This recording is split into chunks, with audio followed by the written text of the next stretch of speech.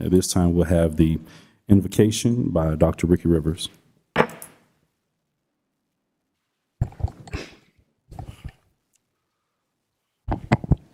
Oh, dear Heavenly Father, oh, dear gracious Lord, Father God, we come before you tonight as a city in need of wisdom, your peace, and your healing.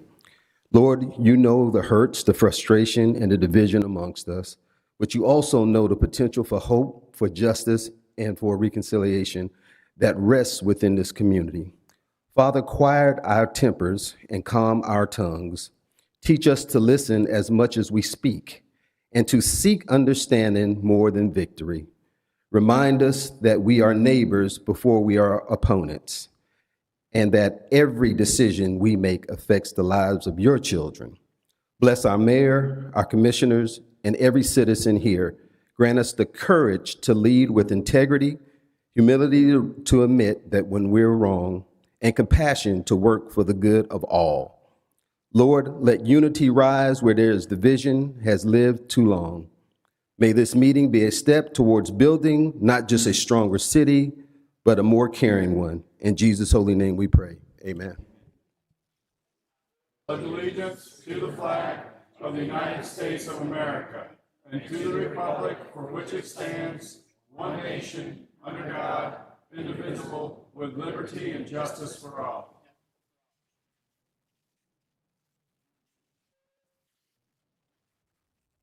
Before our public commentary, thank you, we will have a presentation from the Panhandle Runners Club. I asked Mr. Ben Jenk if he would come now to introduce the group. Good evening. Yes, we have some a representation here from the Panhandle Runners Club. The club reached out to the city and offered a donation toward a bench that will be installed at the Rails to Trails project. So this gentleman, these young ladies are here today to present the check officially present the donation to the City Commission. So I would like to ask you, Mayor, maybe to come forward and officially accept this check.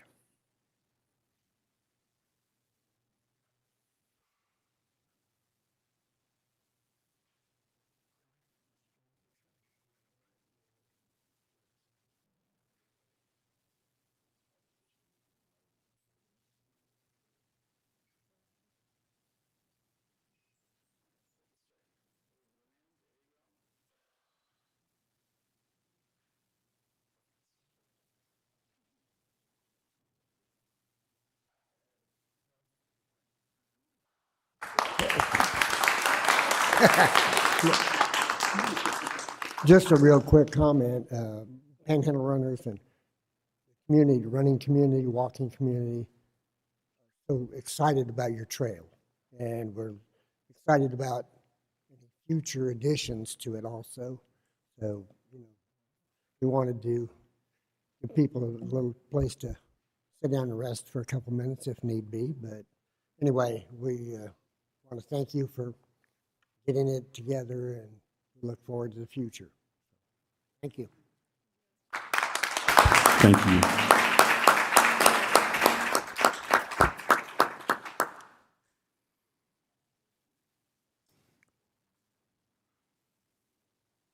All right, Mr. Gary Beck.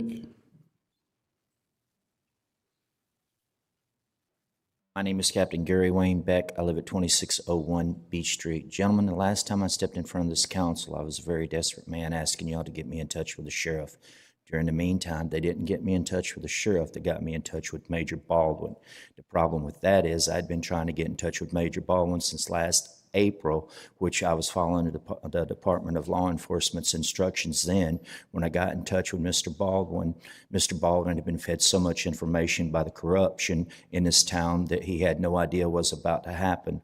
What ended up happening was the sheriff's department showed up with the code enforcement, and I ended up pinned in my house. They cut their way onto my property. They took all of my personal belongings. They took down my tiki bar. They took up my deck. They took all of my rocks. They took my flowers. They took everything I had while I was pinned in my home. And the gentleman that did it is the very same code enforcement officer that's responsible for crushing all the homes. Over 54 homes now. And we got strong-armed extortion, as you've seen with Miss Cindy at 108 Heather Drive, $42,600 for 1 day's labor. And this lady is disabled. Had I not been sitting in that commission meeting, nobody would even know this lady exists. This coincides with a federal case that I filed against the Bay County. This lady right here was a lawyer on Panama City Beach when I filed it, but I suffer from a dyslexia and the fact that the 14th Judicial is corrupt, and they messed up every filing that I had. And now I'm faced with the fact that I'm banned from speaking at Panama City because I was exposed to the fact that they're stealing properties. This is the quasi-judicial in conjunction with the code enforcement that's going out, finding anything they can and crushing people's homes, their most valuable possessions. They're crushing and taking it. And then they're splitting the profits up between themselves and the merchandise that they're taking off of people's properties, be it the copper, be it the vehicles. You know, I've got one lady where she heard the code enforcement officers arguing over who's going to get to keep her dead husband's truck. This classifies nothing short of strong armed extortion against the people. And they had me pinned with a sheriff's officer at each window. During the meantime, they said, come out. I said, I have a hard time trusting a sheriff's officer that don't recognize capital felonies as being carried out against the people, such as the manufacture of methamphetamines. The sheriffs didn't show up. There was a guy who stole 2 pistols off the gun showroom floor, and the sheriffs didn't show up. And they telling me it didn't happen, and I can prove it beyond a shadow of a doubt. During the meantime, the same code enforcement officer crushed my uncle's home with all my mama's stuff in it. Now, I'm out there, all sweat equity that I put into my home, they just destroyed. They just took my tile, they took my E-swing drywall hammers, they took my DeWalt grinders, they took everything I had while I was pinned. Thank you. Jerry Parker.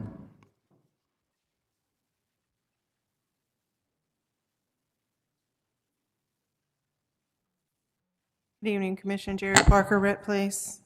I want to bring up a couple of things. One would be the 18th Street plot hole across from Marco's Pizza. There's a pothole right there. Also on the byway, which is right there near where I live, there's weeds all up on the fence near the retention pond. And there's a water leak across from Doc's Tire. And it looks like it may become a pothole or something. So that needs to be fixed as well. The other thing that I want to talk about that's very concerning to me is one of your supporters, Mayor. That'd be Tony Bostic. He made a post on his page that is very disturbing. It needs to be admonished, Mayor. I'm going to read it to you. Here you go, boy. And then this is his person that he follows. Black people were all in Charlie Kirk's head, rent-free. Another typical cracker. All I know is another racist bastard is dead. And it's well deserved as far as I'm concerned. I'm not worried about Trump and these crackers. F him and them. I'm completely unbothered. This is very concerning. This needs to be admonished. This type of behavior is unacceptable. It's hate speech 100%. It needs to be admonished. And if you still consider him a supporter and a friend, then you're complicit as well, Mayor. Thank you. James Finch.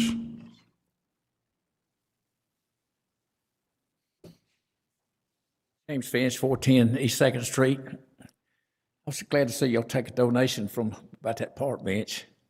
I've been trying to give y'all one on the audit here for about 3 or 4 months. And this is my last time I'm going to try and do it. If y'all are not done the audit, I told y'all, I talked to Jim Moody's son, Moody, anyway, Jim Moody's son, that's helped y'all with Lynn Avon's audit and stuff during the corruption.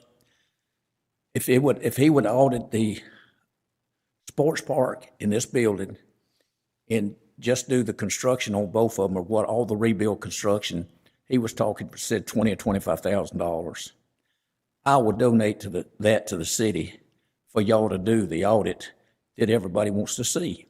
In that way, Mr. Ward was worried about me suing the city and then donating some city to him. The reason I sued the city is because I couldn't get any answers from any of y'all. And it took me several months to do that. If I hadn't sued the city, Vicki Gaynor would still be here. And they wouldn't be going to hearings tomorrow for depositions. I had to do that to get anything. I'm taking the deposition of the third person that rigged the stuff with Vicki Gaynor that y'all all interviewed with 2 months ago. So I'm going through about $20,000 for me to get where y'all were at in one day. But I will do the money, $20,000, $25,000, with the one that y'all pick and have it done.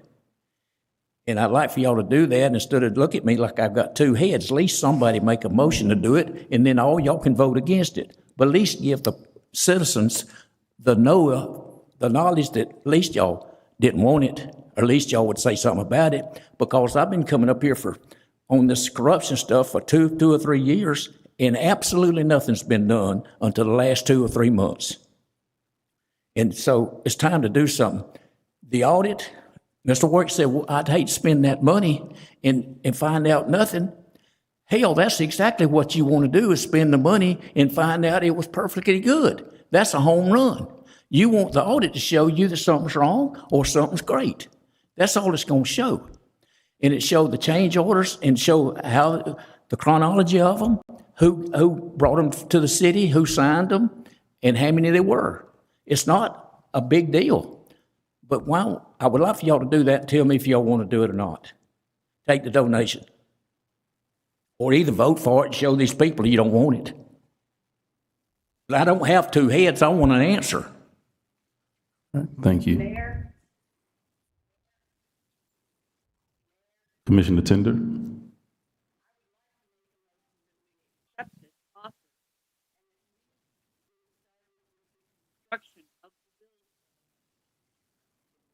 All right, so there's a motion to accept the offer to pay for an audit with J. Moody for $25,000, focusing on the construction of the building. Is there a second for that? Can we discuss? I'll second for purpose of discussion. All right, there is a second. All right, discussion. My feeling, and I think I want to be clear, because I hope I could sum this up and possibly get it taken care of. Is everything you're asking for, Mr. Finch, able to be done in a public records request? Because you just stated that it's easy, and it's all public information. If there was any way we could bundle it up as a public records request, have that approved by the outside source, and let Mr. Finch take it to him, and then give us the findings. I mean, that wouldn't involve any donations to the city. It would be an approved outside source, but it would be a personal undertaking on his part. And as long as it's everything that you're asking for, because we're basically windowing up two projects, right? This one and the sports complex. Is that possible? We could provide all the pay requests and all the change orders. Is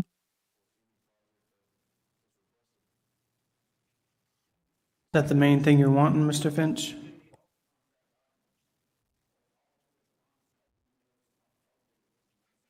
Yeah, the soup to nuts. Give it all to him in the form of a public records request. Let him go and take it to Mr. Moody, and he could bring back his findings in public commentary, or I'll give him all the time in the world in my report, if we could. I really think he wants answers. He's an esteemed citizen, and let's give him the time, but let him do it on an outside source, so we're not dealing with a donation to the city or anything like that. Because he himself said he would want to go cut the deal with Moody, so.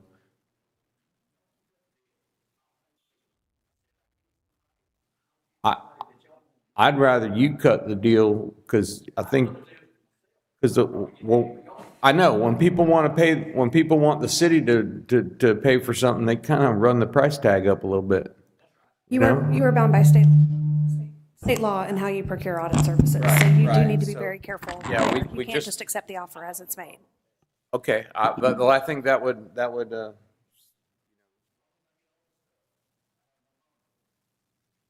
Ms. Tinder, if, Yes.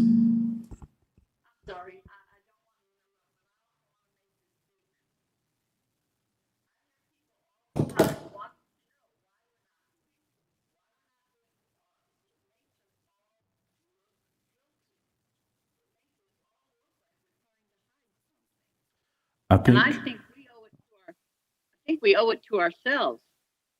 Have this done and be done with it. I don't think there's any reservation from the commission to do an audit. I think in previous dialogue, from what I recall, we could not identify what we were actually auditing. So for example, what Mr. Fincher just stated is something very specific, which is building sports complex. In previous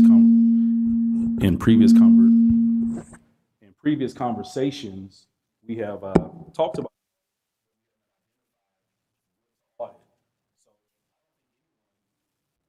is wanting to hide anything or hold anything back from citizens, because it's, as we all know, it's public record. So we can't hide public records from citizens. So, so as you're communicating with citizens, let them know that none of us are reluctant to open the books to let anyone see anything. Again, I think it's identifying what is it that we're trying to audit. Previously, we said, hey, let's audit everything. What is everything? Is there a particular thing that we're looking for that we need to hone in on? I mean, we've also just hired a procurement person that we could also put on. I'm assuming we could ask them to go back and review things to see, did we follow the procurement policy? I mean, we just hired someone for that. I don't know what the salary is for that, but it's probably around the price of what we would actually pay for the audit to actually get those things done. So I think we're putting things in place for that. But again, I don't think anyone is reluctant to do an audit. It's just, what are we trying to audit? My concern is this, and this is where I need the city attorney's advice. You have an individual suing the city, and now they want to do an audit. What kind of legal liability or what kind of concerns does that make us if we accept a donation from him to do an audit for the city? I'm not concerned about his identity as a person who is suing the city. That part doesn't bother me at all. The procurement of these services bothers me. He is making a donation. He's offering a gift with very specific strings attached. You can accept the money. You cannot accept the money with the string that it only goes to one particular accountant, because you, the audit committee, have to draft a procurement document, and you have certain standards by which to award that procurement document. It may be J, it may not be, but you can't accept the gift knowing that it's going to be on that specific condition because of the way state law requires you to procure audit services. That is my concern. Because you're required to put it out for bid. That's correct. Right. but if we did everything in a public records request and he took it and he approved, he approved the public records request, got it, got everything, he could go and take it and bring back the findings. I mean, that would be no different than what citizens do every day. They make a public records request, and then they come and tell us what they find in the public record. But what we're voting on is whether or not to receive a donation for. I would like to ask Ms. Tinder to rescind her motion or to amend her motion to exactly what I said, because I'm looking out at Mr. Finch and he's shaking his head agreeably. And I think that would be and we talked to the city attorney, would that not be a way where everybody's okay with this? But now, do we need an actual motion for him to do a public records request? Well, Yeah, that's what I'm saying. If it's a public records request, he can just go do that, and we don't have to approve the public records request. I'm good either way. Me I'm too. just was worried about the legal liability because I thought taking the donation, I had just given it some thought and just thinking that it's no, when you isolate something like that, it's no more than a public records request. It could be done in the form of a public records request. Not, it doesn't have to be done in the form of an audit per se, but we could give him everything we got on those two projects, and then we can let him take it. And I'm okay with the company he's taking it to, or however it'll be public records request, it'll be public commentary, or a report on the return. Mayor, is it all right if I ask Mr. Finch a question? Yes. Which one would you prefer? Don't mind, sorry.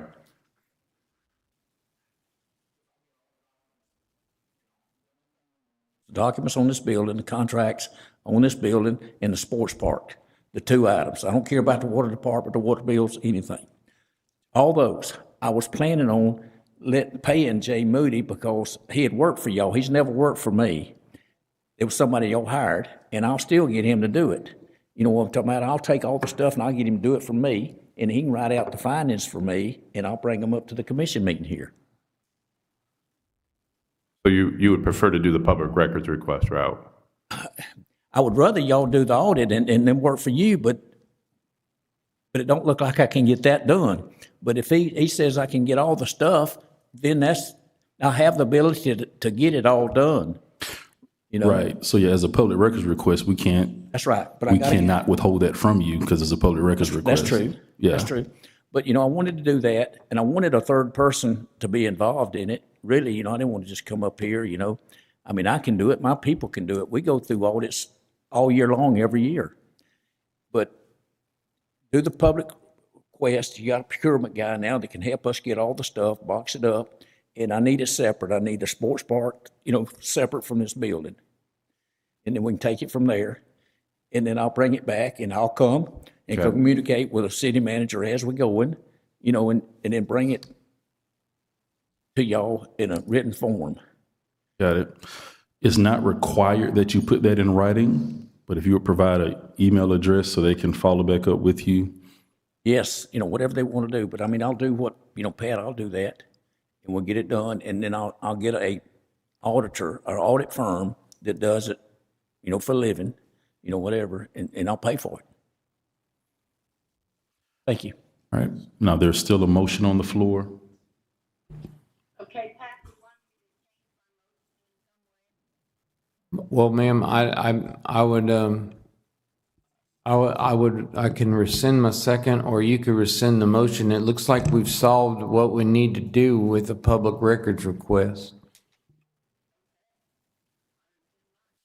I'll rescind mine. All right. Thank you. Rich Walker.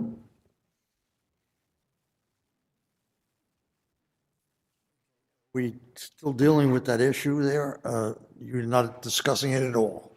You're finished? We're finished. Yes, sir. Okay. A long time ago, I made a mention in a public commentary that the city manager, previous city manager, was doing the best she could. Some citizens took exception to that. What they called me was not very nice. They assumed something that was incorrect.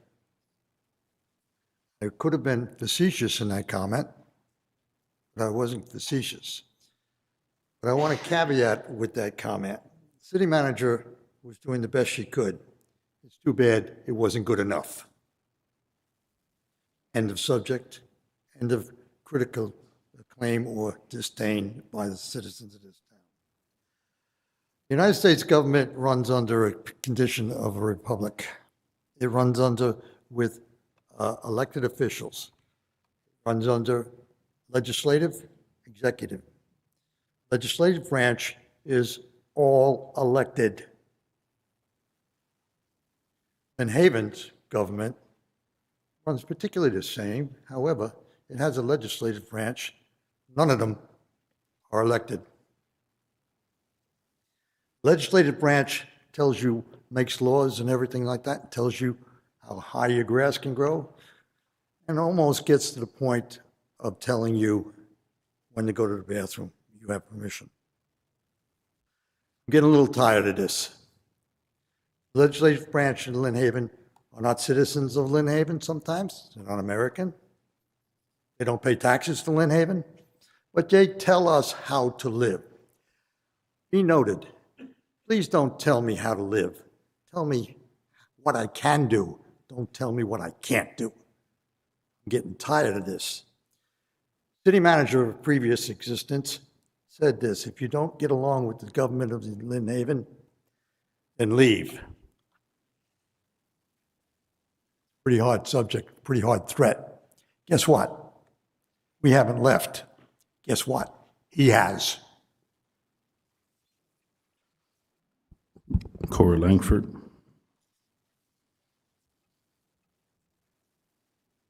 Good evening, Corey Langford. Just wanted to come up and tell y'all, thank y'all for the work. I watched the pre-commission meeting on Friday, or I listened to it I can't remember. And I mentioned something, I think it was the last commission meeting. It seemed like the tail was wagging the dog sometimes, but on Friday, y'all came through. Y'all made a direction of what we needed to do as the city as far as the millage rate was concerned. Thank you. Thank you for doing that. Mr. Perno, thank you for, Chair, I would like to thank Mr. Perno for the resolution with Mr. Finch back here. That's the type of creative thinking, whether it's making cuts to the budget to ensure that our taxes aren't unfairly raised, whether it's deriving solutions through either conversation or whatever. I think that's really the goal through all of this. If we can solve a problem with just sitting down and talking about it and talking through it, then let's do that. And there was something else I was going to talk about. Oh, the commission meeting. We kind of talked briefly about moving the commission meetings to 5:30. One thing I want to ask that y'all consider, we had a commission meeting, I believe it was 2 or 3 ago, and there were some city staff here that was here to like extremely late. There was a lot of discussion items on the agenda, and they were towards the discussion items were towards the top. I feel like that if we kind of do that a little bit more intelligently, if we have some business that needs to get done that requires staff here, let's get that done up front, and let's cut them loose, and then we can have the discussion items, all throughout the night. I'll be here till midnight if we need to be, but just something to think about going forward. Appreciate it. Additional public commentary.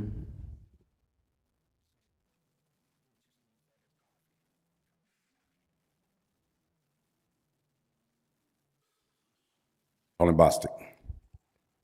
Good evening and good afternoon there, commissioners, mayor. I got a couple things I want to address too. Number one, Ms. Parker, you can have the opinion that you want. But see, the First Amendment applies to me as well as it does to you. And what I reposted was, since you stalked my page and you always got a comment, I reposted a comment from someone else. Now, nobody has a problem when you get up here and espouse all the craziness that you do. So I'm going to do what I'm going to do. I'm going to say what I'm going to say, and I stand on it 10 toes down. Mr. Mayor, what I say, I hope doesn't impact you. But what I say, I stand on. And I do not attempt to impose my view, my opinion, or my anything else on you. If you happen to agree, you happen to agree. If you happen to disagree, you happen to disagree. From time to time, we do have disagreements. And this is how men, this is how Americans, this is how patriots get things done, through discussion. If you ever feel that I step over that line, please do not hesitate to let me know. And for anybody else that's supporting Ms. Parker, you couldn't shut me up by threatening me to turn me into the local authorities and to the federal government. You will never shut me up. I have the same right under the First Amendment as you, and I will exercise that right to the day I draw my last breath. You can rest assured that. No, you do not scare me. You do not intimidate me. You do not cause me to take a second look. So whatever your plan is, you might as well get the house in order, because I seem to be living rent-free in your head as well. Thank you. Additional public commentary.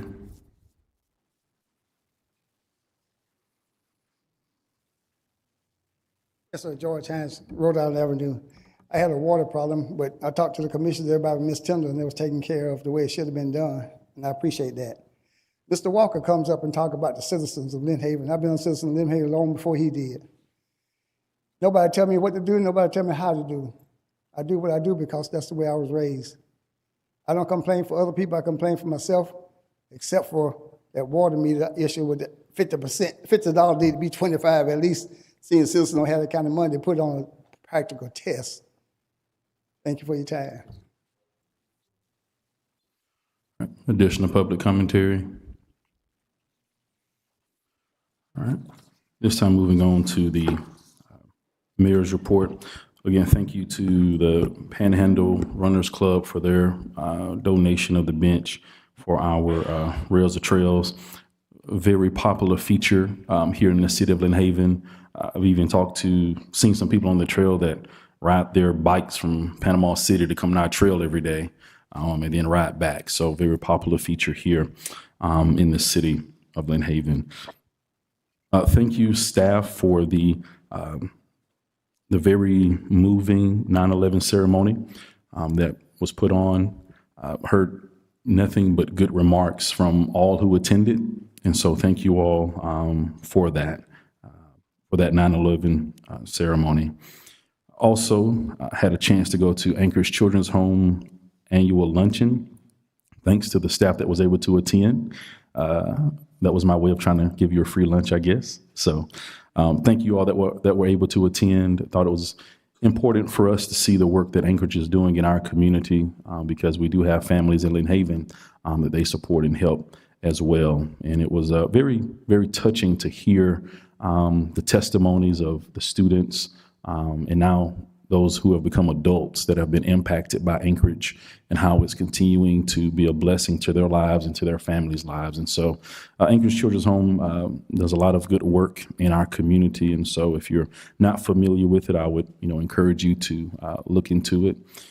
Also had a meeting with Mr. Lightfoot and Missy Timmons in preparing for our meeting with Representative Griffiths and also for the upcoming legislative session.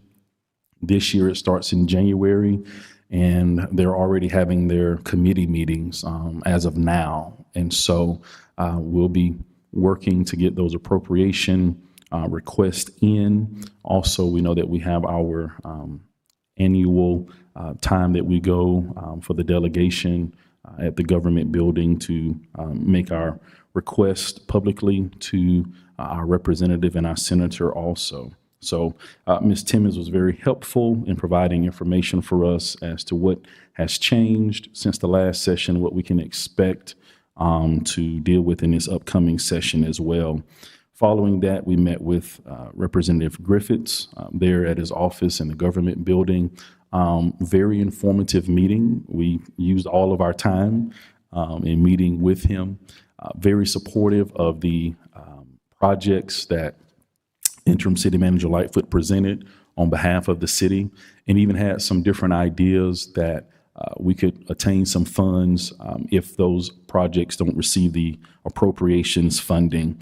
And as always, he's very upfront and forward and honest about our expectations with some of these appropriations as it relates to how some other cities have fared in trying to get those things as well. So there'll be a little more follow-up conversation with him in the coming weeks and months as we see those things go through and hopefully make the budget and then also make it across the governor's desk. And we also talked about establishing a good rapport with the governor's office. I know that's something that has been brought up here a few times in the past few weeks. And so we did have that conversation with him as well. He is going to work with us. Him and his staff are going to work with us to do the things necessary in order to continue to bridge that gap that is there. It was a very enlightening conversation. And, one of the things he shared with us that, and Mr. Lightfoot might interpret it differently, is that I think the establishment of good relations with the governor's office starts with the five of us here. That if we're not on one accord, and not that we're always going to be in agreement, but if we're not together, if we're not unified, then that also sends a signal to the governor's office. I mean, I was very surprised to hear and see who actually watches our meetings. I mean, so we're talking to Representative Griffiths, and he's able to say, hey, yeah, y'all, you said this and you said this and you said that in the last meeting. Like, okay, you actually watch our meetings. And a lot of people watch our meetings. And so I'm not pointing fingers at any of us that are up here. I'm just making a blanket statement that it does start with us. And so I think as they see us working together and trying to do what we can to improve our city in unity, I think that also sends a good message to the governor's office, because his staff watches our meetings also. And so that was informative, that out of all the municipalities in Florida, that we do have the governor's staff, and they watch a lot of municipality meetings. Let me say that they keep up with a lot of meetings, but Lynn Haven is on their tube as well to watch. So, to move forward in unity.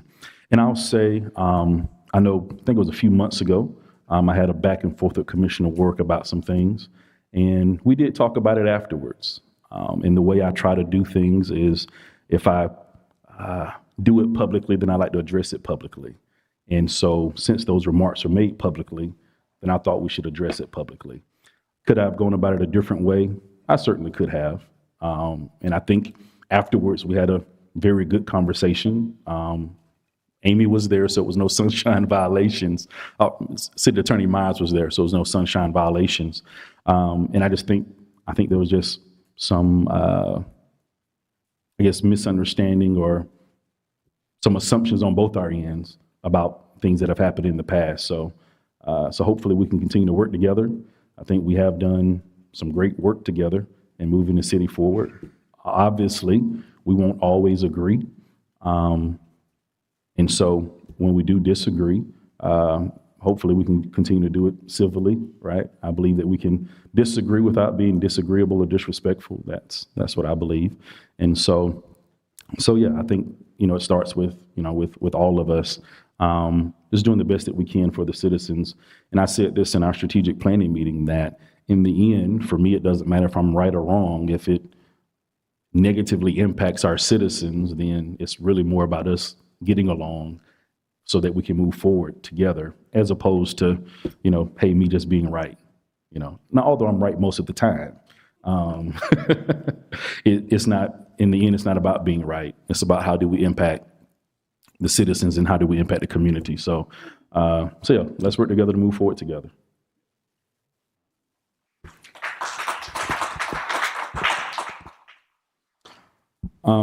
Also heard from some citizens regarding security measures for the commission meeting.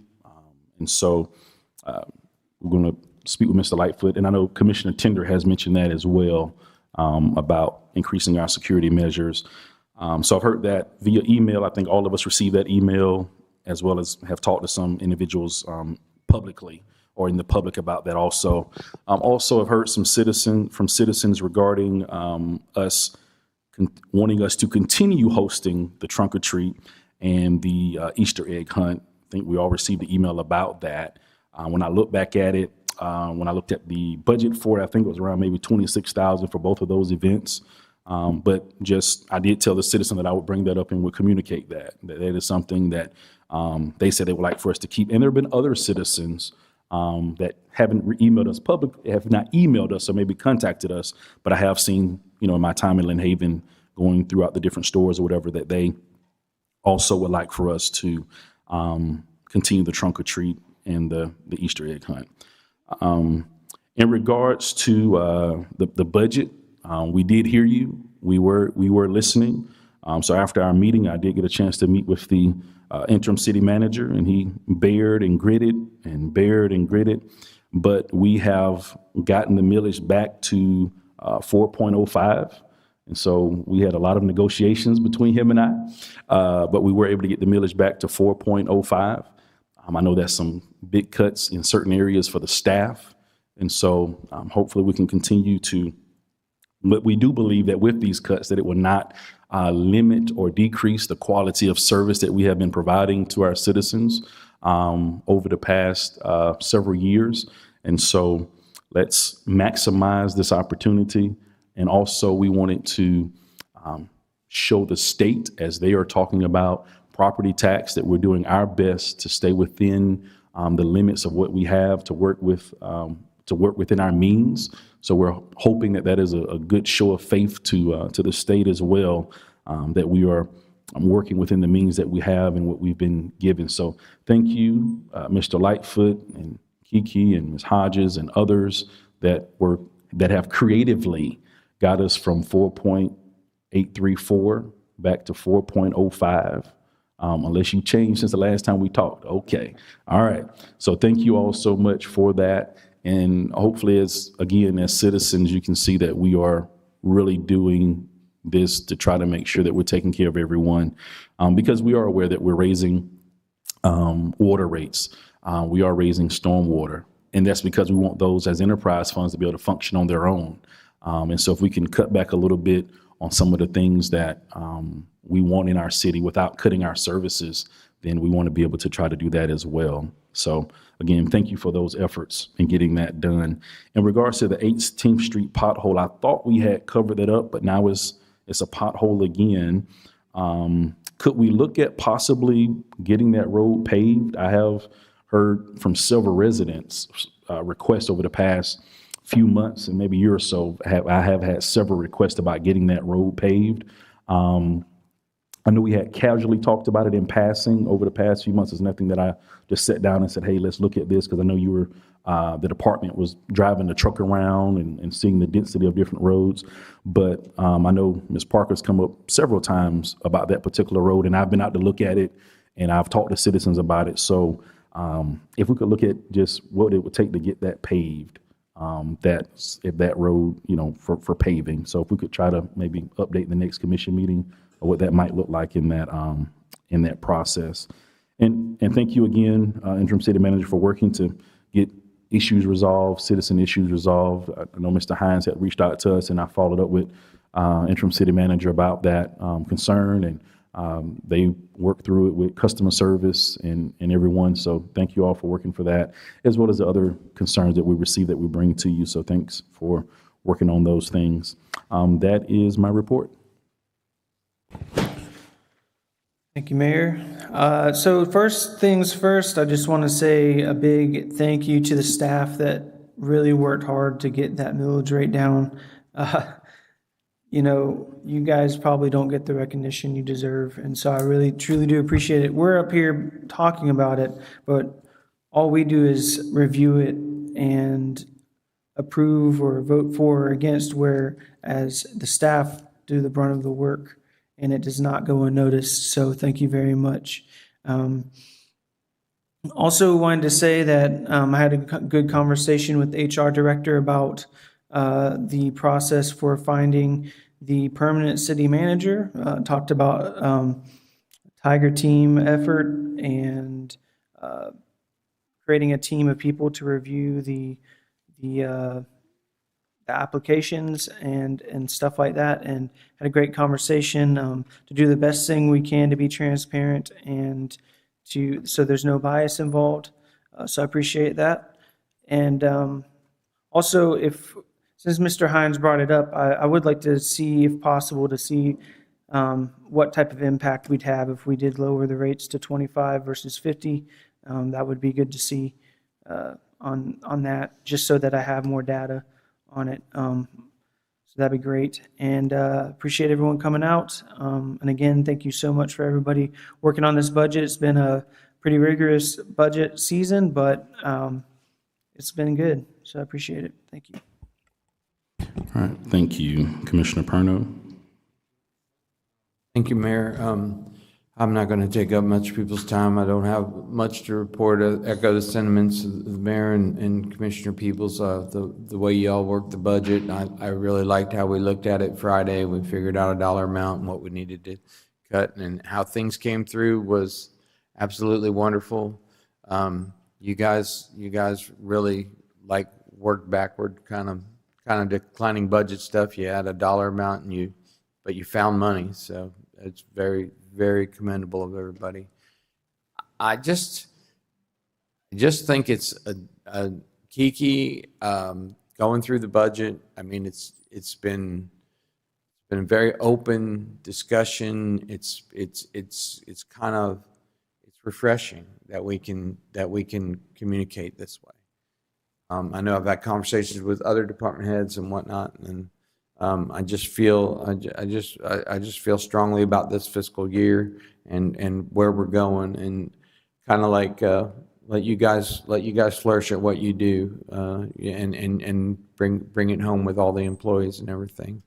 I did go to the 911 ceremony. I was out in the crowd, and I really appreciate our police and our firefighters. Chief Ramey, Chief Johnson, thank you for your speeches. I guess things wane as years go on, but we can't. There's certain things you just can't forget, and people don't ever forget where they were on those given days. I did mention to interim city manager that I was in the workforce, but he was in school. So it just kind of hits you, but it's one of those things. I just can't thank y'all enough. I just hope it's a great football season, Parks and Recreation. This is like our new year. It's the new budget year coming up. So let's let's look at it with a great attitude, and let's get out there and work for our citizens. And that's what you guys do every day. So thank y'all. All right, thank you. And I think when you mentioned Parks and Rec, there's an adult flag football league. Are you going to say something else about it a little bit later on? All right, so registration is open for the adult flag football league. So get your teams, get registered, don't get hurt. All right. Commissioner Ward? Yes, so I had the privilege of filling in for the mayor at the Daughters of the Revolution luncheon they had at the country club, and it was actually a phenomenal event. It was not what I was expecting. That meeting was probably they told me that's the biggest event that they have, because it's a Constitution Week, and that's one of their big focuses are. And they actually work with schools to try to make sure students are well educated on the Constitution. And it's not just kids either. You'd be surprised how much adults don't know much about the Constitution. So they talked about that, showed us some of the activities that they have them do, how to rate them and score them and that. And they did say there was a little bit of a dip when COVID happened, so that's why they're trying this big push with Constitution. But I would encourage anybody if wanted to get involved with the Daughter Revolution to do so, because it is a pretty neat organization I didn't know a lot about, and I learned a lot about them. So I know we're going to be talking about this later, but the budget cuts with the events, I know there's going to be some residents not going to be happy with Halloween and Easter, but it's tough, I mean, people don't want the millage rate increased, but they also want to have all the goodies that go along with it. So there's a proper balance there, and that's what we're trying to do here. And I think we've done a good job, and the staff has done an excellent job. I think next year, something I've been talking with the interim city manager about, and something I've been pushing, is starting the budget process earlier, because a lot of these conversations we're having, I think, is a little too late. We need to have these conversations earlier. So I think next year you're going to see a big difference in how that works. the water meter reread that Mr. Hines brought up and we discussed, I did check with all the other municipalities in Bay County to include Bay County to kind of see how they did it. And I had a conversation with the interim city manager about it. I'm waiting on getting some data back on that to see this is a good option. I think it will be a good option when we get done with it. But I think when you see all these water meters replaced, the reread part, I think for the most part will go away because those will be able to analyze it hour by hour, correct, when they're all done. So that'll help with that. But yeah, I'm definitely open to it and just wanted to get some more data on it before I make a final decision. And then the last thing I have is, Mayor, I don't know when you want to do this, but we skipped item 4. If we could go back to that whenever you like. All right, we can do it now. I just wanted to add an agenda item for discussion and possible approval of modification of commission meeting times. All right, there's a motion to add to the agenda discussion for the modification of commission meeting times. Is there a second for that? Second. Public discussion? All right, no discussion. Interim City Manager, if you call the roll. Commissioner Ward, Yes. Commissioner Perno, Yes. Commissioner Peebles, Yes. Commissioner Tender, Yes. Mayor Nelson. Yes, motion passed, and we'll make that for agenda item number 19.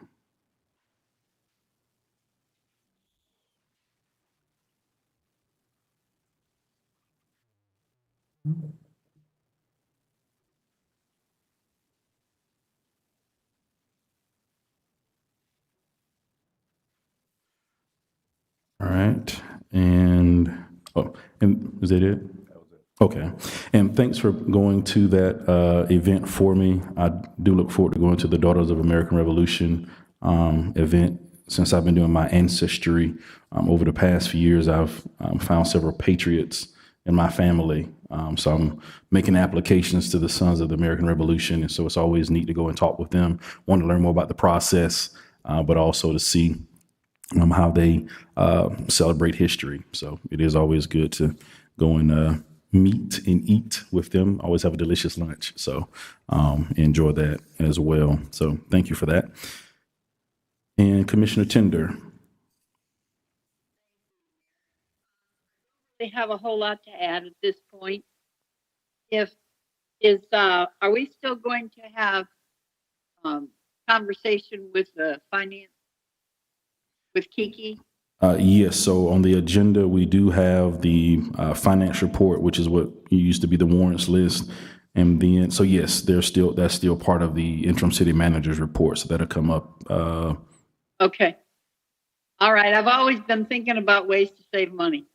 And so I have another thought on saving a little bit of money or rerouting it or whatever. I appreciate all the hard work that the Finance Committee has done putting this together. You all know I'm not a numbers person, so this is like mind-boggling.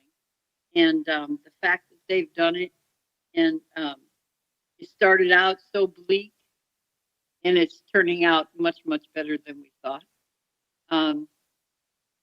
My appreciation goes out to our firefighters and our police officers and all the people that represent our city. And I really think that's all I have, Mayor. All right, thank you. Mr. Lightfoot? Yeah, so discussion of the budget. So after Friday's meeting, go back and look at the budget. We also met with our insurance broker to reallocate the insurance cost across the appropriate enterprise funds to get that out of the general fund so much. But special thanks to staff. Some called as soon as the meeting was over with volunteer budget cuts. Some wouldn't answer the phone when we called because they knew budget cuts were coming.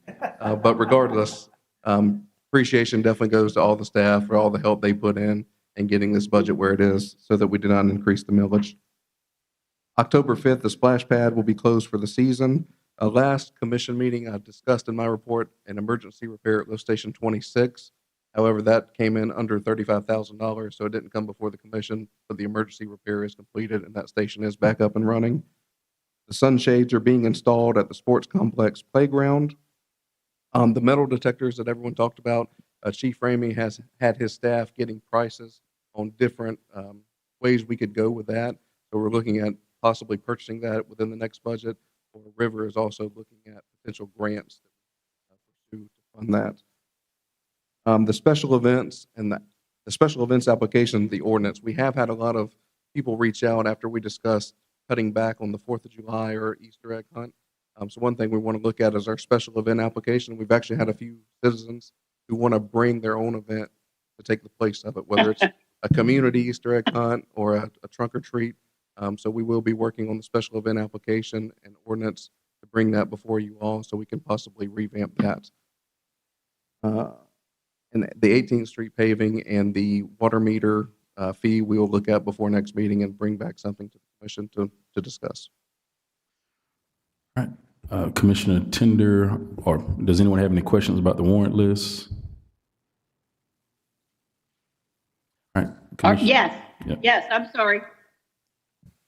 I can't see her, so I didn't know she was up. Okay. You hear me okay, Kiki? Go ahead. Okay, great.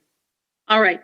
One of the questions and the thoughts that I had is what kind of charges are we making, I mean, for the city on debris pickup and stuff? From what kind of charges do we collect money for doing that? I assume we don't do it for free. So, Commissioner Tender, the answer to that, we charge the monthly garbage bill to our residents. We include one weekly pickup of yard debris, less than 2 cubic yards. Anything above that is a special pickup, and that is in the fee schedule. Some of those prices were updated the last time the fee schedule was updated, but all of the prices for the special pickups is in our fee schedule, and I can email you the page directly so it's easier to find. Okay. Now, on Kiki's part, though, does she have a figure? Does she know how much we've actually made picking up debris? And what happens? I'm real curious. What happens to those funds? Where are they spent? They are in the sanitation department. It is part of your monthly bill that you pay for either your cans or your dumpsters. We do not have a separate line item that specifically says debris pickup. So it would be in the actual sanitation revenue section of the budget. As the interim city manager said, once a week, which is included in your sanitation bill. Okay. And what do we do with those funds, though, when we collect them? They go to they support the sanitation department. They pay the salaries and the operating costs of the sanitation department. Really? Okay. All right. Well, that one's a bomb. I was hoping we could use those fees somewhere else. Do we have any idea at all what kind of fees we do collect? For the sanitation department? Absolutely. One moment, please.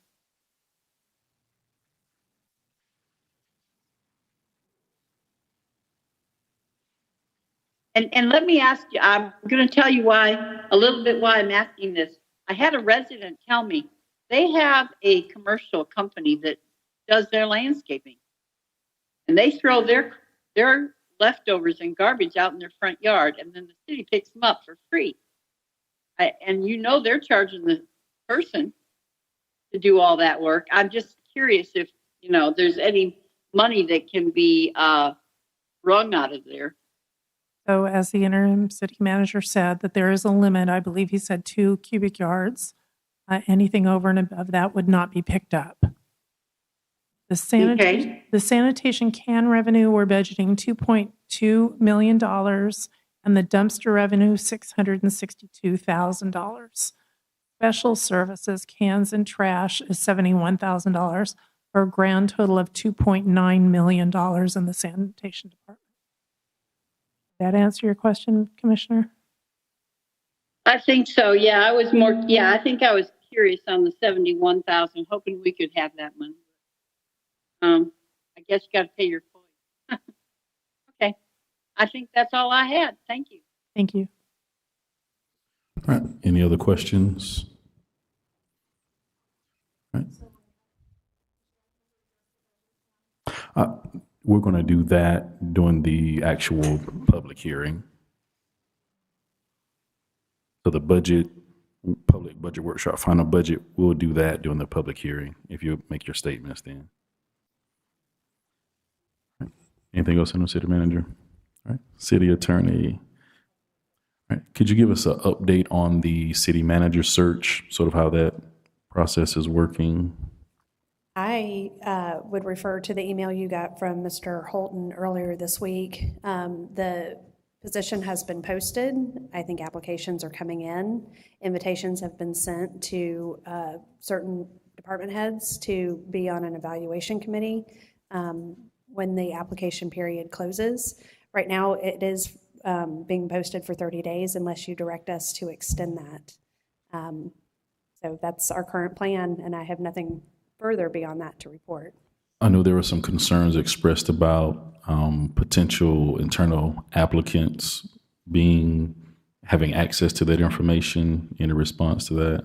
From the very beginning, I feel like we've been, or at least I've been clear in the materials I've given you and the advice I've given you that if Chris or Jennifer were interested in the job, we needed to keep them out of it. And we have tried very hard to insulate them from the process. So to my knowledge, I'm not here at City Hall every day, but to my knowledge, Gerard is taking care to shield Jennifer and Chris from the city manager search process and any information that is received. Okay. All right. Any other questions for the city attorney?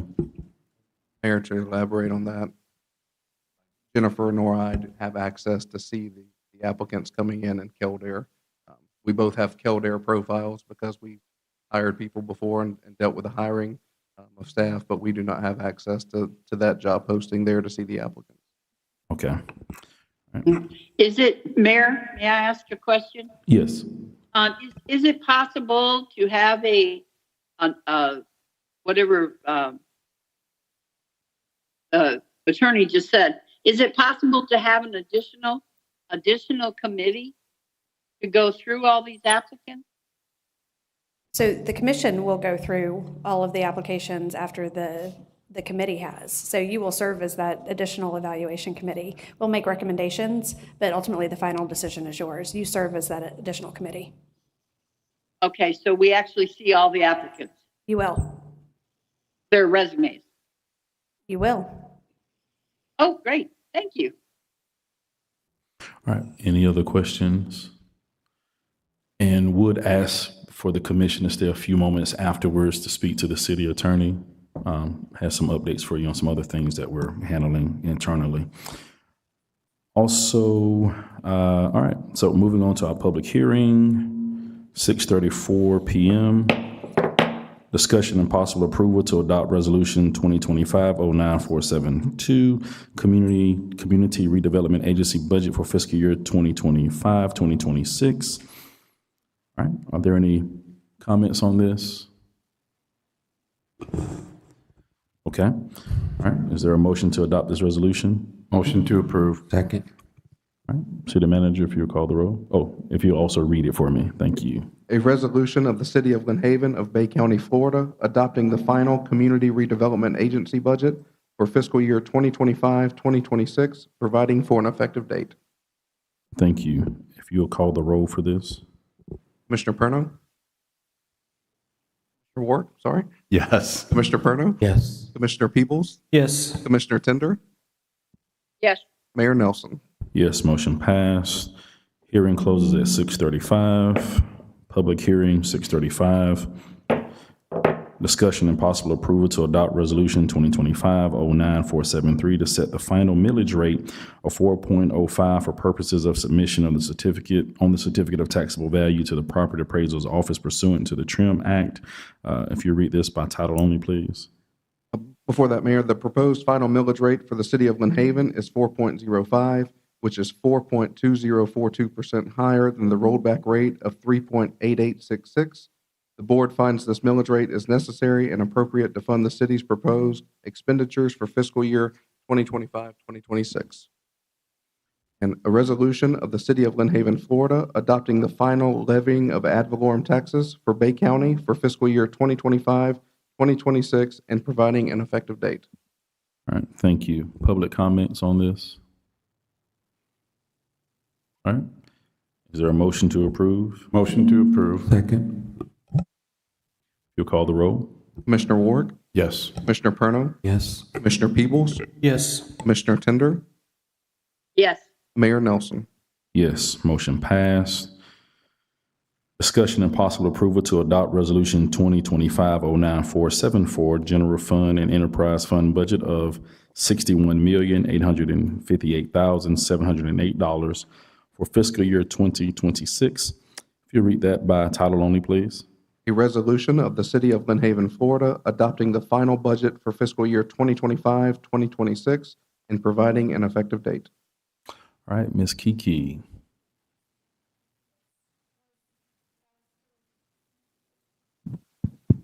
As directed by the last meeting, we set the millage at 4.05, which is the current millage in this fiscal year.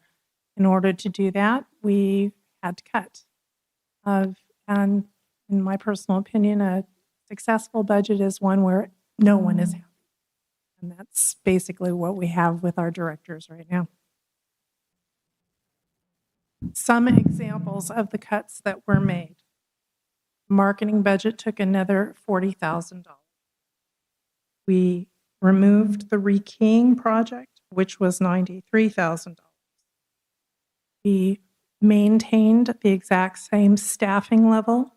That saved general fund $116,000. The hoses and the thermal imager are being paid for out of impact fees. The rescue truck has been downgraded and will now and saved $140,000 and being paid out of the general fund.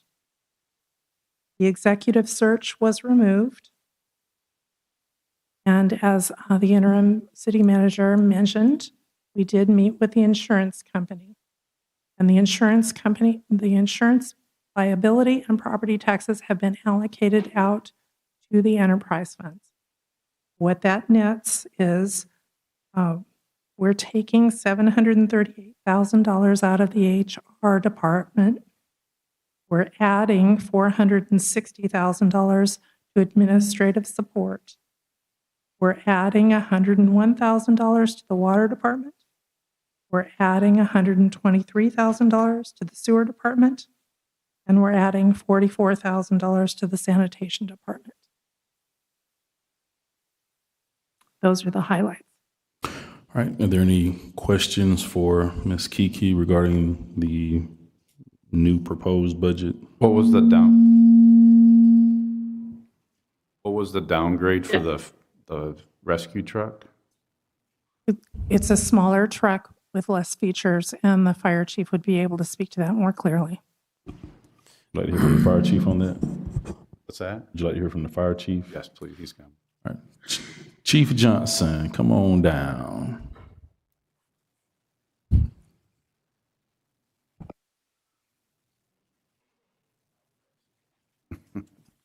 Mr. Mayor, Commission, downgrade to the rescue truck, as you see that rolls around today, is a Ford F-550 with a big box on the back.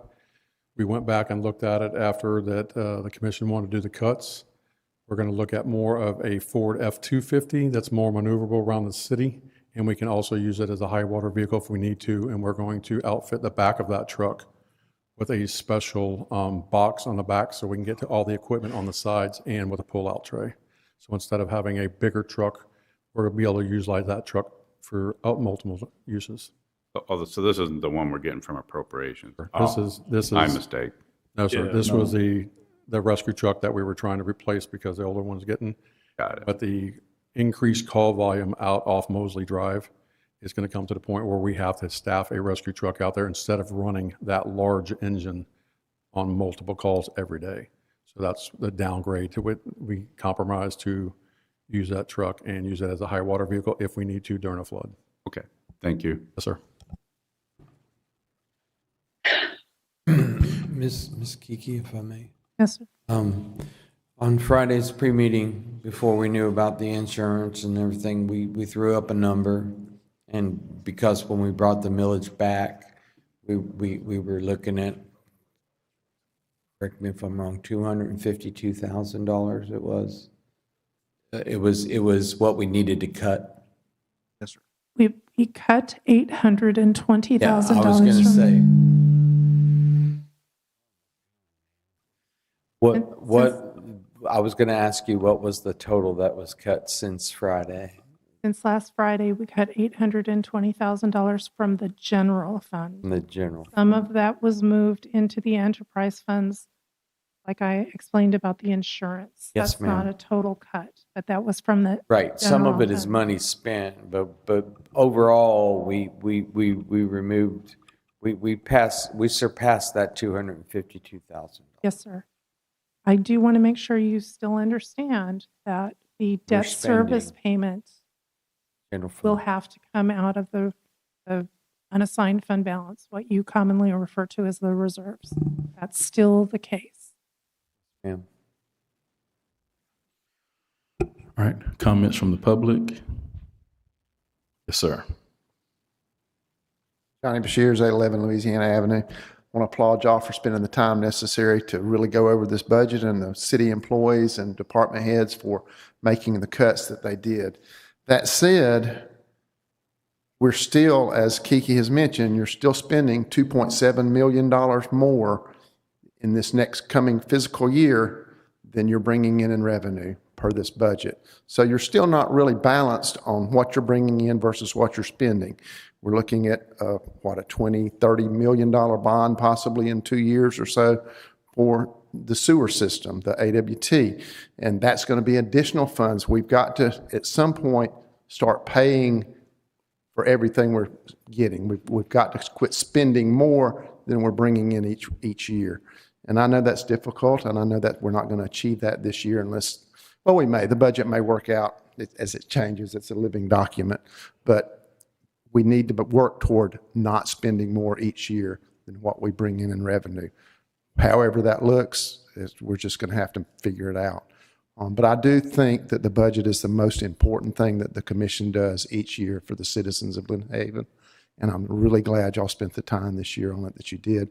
And look forward to next year when you can spend even more time on it.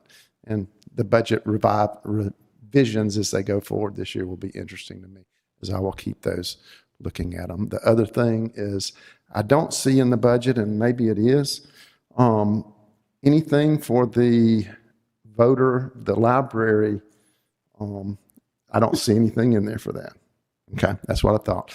Because the voters said we want to do a partnership with the Northwest Regional. There's nothing in the budget for that. There's 1.1 in the budget for James Rogers Park that we're spending. We may want to look at that a little more closely and see if we really want to spend that money and go in more debt right there or not. But those are just the things that occur to me at looking at this budget. But I am really happy that y'all spent the time, and I'm happy with the budget overall. I think we'll be in great shape. Thank you. All right, thank you. And thank you for the feedback from the citizens. That's, we certainly appreciate that as well. That helps make our job a little easier to know what it is that you all want us to do. So on that note, what I would like to see is now that this is all passed, I think Mr. Bashir brings up some good points. I think there needs to be a reevaluation of the city's priorities financially. And here's where I'm going with this. Stormwater has been a priority for years. We have a special assessment that funds stormwater, and y'all know where I'm at on that, all right? But I think that the sewer treatment or the water treatment facility is now, if it's not a higher priority, it's definitely a competing priority. And I think that, and I've had some conversations with some of you already about this. You all know how I feel about assessments. I don't like them, but I think a special assessment, should be kind of like a tourniquet for a wound. It stops the bleeding. Okay, until we can figure out another mechanism in which to heal whatever it is that we're trying to solve. All right. In this instance, we're talking about our water treatment plant. Now, I think that, the funding as far as these large projects should be doctrinal in nature. It shouldn't be like a 5-year-old soccer game where, everybody just kind of chases whatever ball is out there, right? There needs to be an established purpose with that. But where I'm going with this is I think we're headed down a road to where either we're going to incur an extremely large amount of debt, or we're going to have to shift our focus from stormwater to water treatment facility. We cannot do both at the same time in the form of a special assessment. That decision is coming faster than you all realize, or that we realize. So in that, I think there's some work that needs to be done as far as setting the priorities for the city, and that needs to come from the commission down to the staff. This is where we're headed strategically, and this may all have come out in the strategic planning work. I wasn't there, okay? But I would like to see, a dedicated priority list as far as how we're going to attack which gator first, right? Because we got some gators that's close to the boat. We're going to have to start addressing some of them before others. So thank y'all.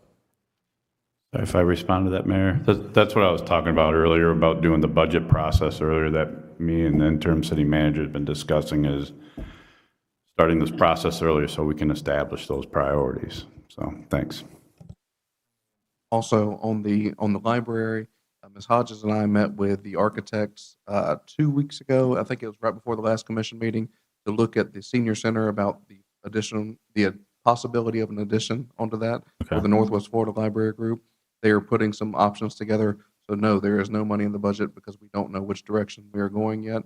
We will bring those options back to the commission, make a plan for the future. The sewer plant, we are waiting to hear back from the county. We've given them a memo for a task order from Raftellus so that we can get the rate study done for the 2 different scenarios. One, expanding our wastewater treatment plant, and the second, becoming a wholesale customer of the county. And then as far as the priority list goes, we do have the CIP list for every department for water, sewer, stormwater, roads, parks. So we do have that priority list available if anyone wants to see it publicly. In regards to the rate study, I know we did not get approved for the appropriation that we requested for that. From my understanding, the county is covering that. No, sir. We have money in the budget, in this proposed budget, in water and sewer to cover the rate study. The county may be willing to pay a portion of it. We don't know yet, but we did put our own funds in this budget to cover that expense. All right. Thank you. Additional public comments regarding budget adoption? Yes, sir. Yes, Mayor. Yes, ma'am. I don't want to beat a dead horse to death, but I heard Kiki say something about what department was it? The sanitation department getting additional. Was that accurate? No, ma'am. The conversation was we reallocated the insurance expenses from the general fund to the enterprise funds.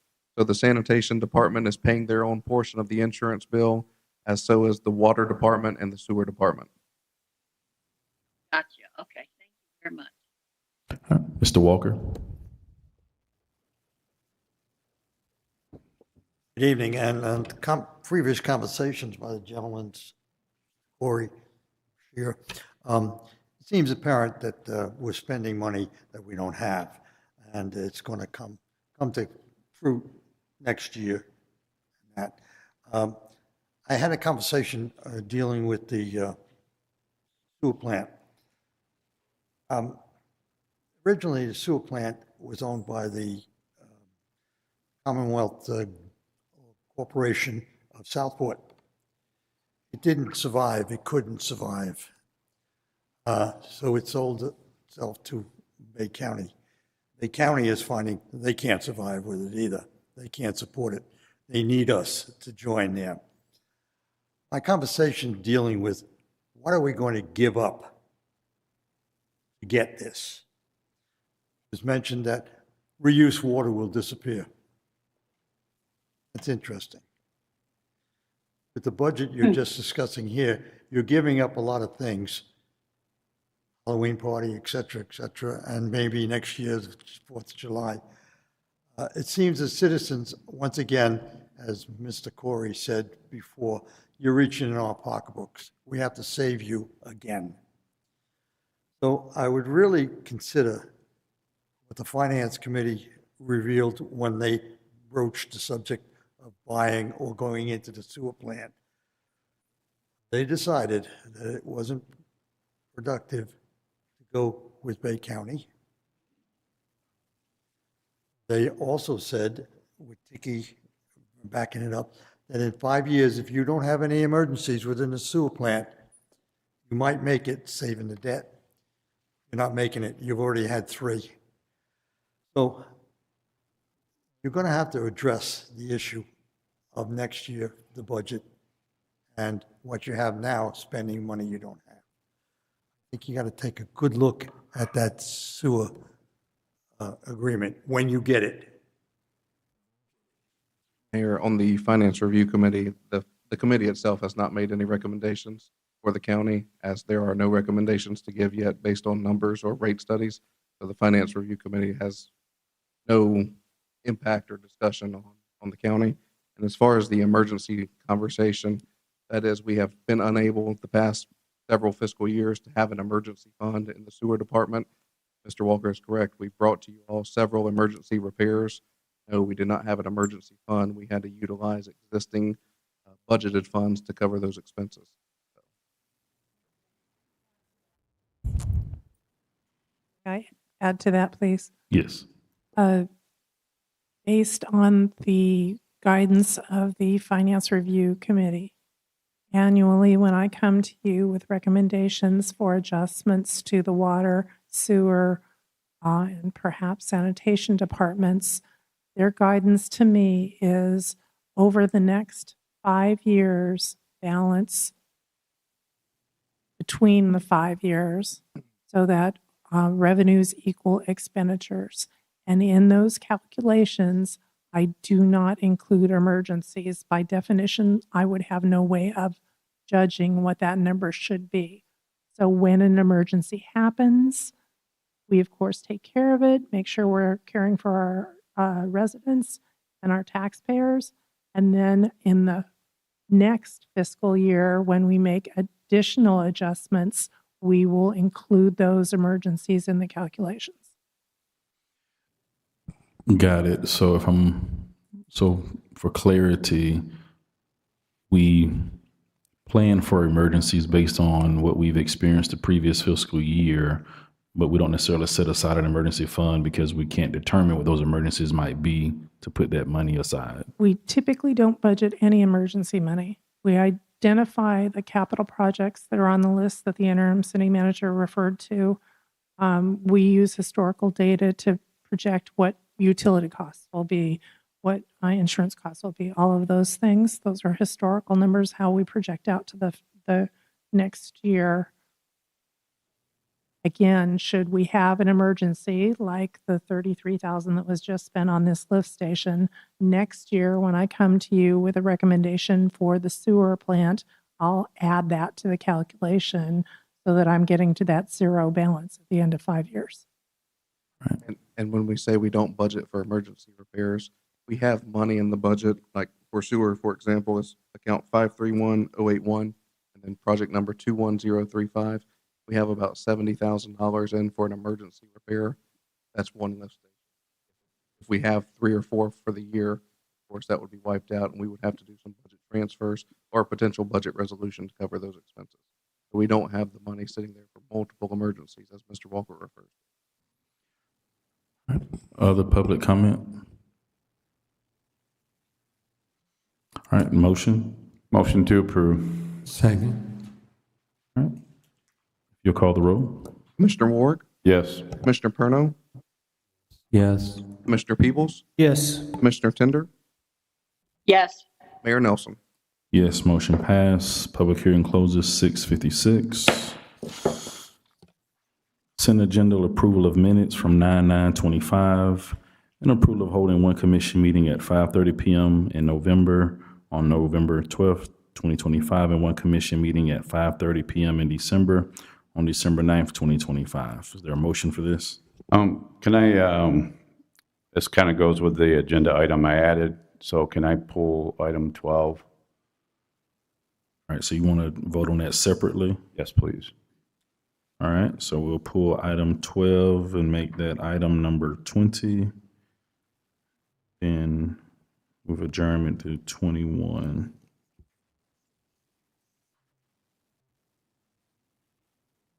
So I'll make a motion to approve the consent agenda. Second. Mr. Lightfoot, if you call the roll. Commissioner Ward, Yes. Commissioner Peebles, Yes. Commissioner Perno, Yes. Commissioner Tender, Yes. Mayor Nelson. Yes, motion passed. Final reading of ordinance 1183, small scale future land use map amendment, SSA 2501, Lynn Haven Public Institution to Lynn Haven Mixed Use. All right, is there any questions for this?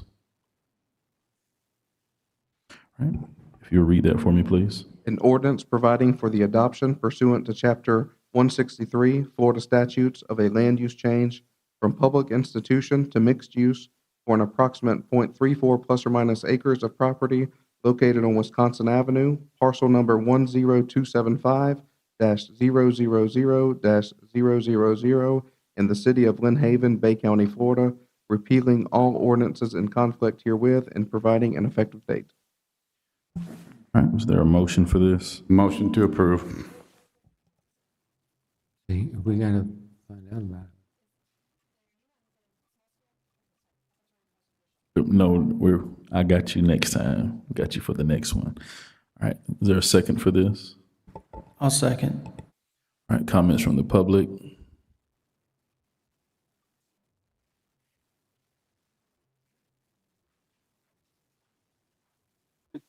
Good evening. I just want to say thank you for your time. Sorry. If you'll state your name and address for the record. Will Smith, what was the last thing you said? And the address. 3413 Dragon Ridge. Thank you. I just want to say my name is Will Smith and I'm with Bay County Builders. Our company is built on quality, value, and service, and we have the opportunity to do that here with this ordinance. Right now, you have a public institutional parcel surrounded by mixed use, and it really isn't adding anything to the community. And with your help, we have the opportunity to add value to the community and its citizens. That's all I have. Thank you. All right, thank you. Additional public comments? All right, if you'll call the roll. Commissioner Ward, Yes. Commissioner Peebles, Yes. Commissioner Perno, Yes. Commissioner Tender, Yes. Mayor Nelson. Yes, motion passed. Quasi judicial public hearing opening at 6:59. Miss Amy. You have testimony in this hearing. Please stand and be sworn. The testimony you give, do you swear the testimony you give to be the truth or nothing but the truth? Thank you. And before we start taking testimony, if the commissioners will give us your Jennings disclosures, please. I've had none. None. None. None. I've had none. All right, so we have discussion and possible approval for development order for Arbor Trace Apartments, Phase 3. Any questions for planning and development?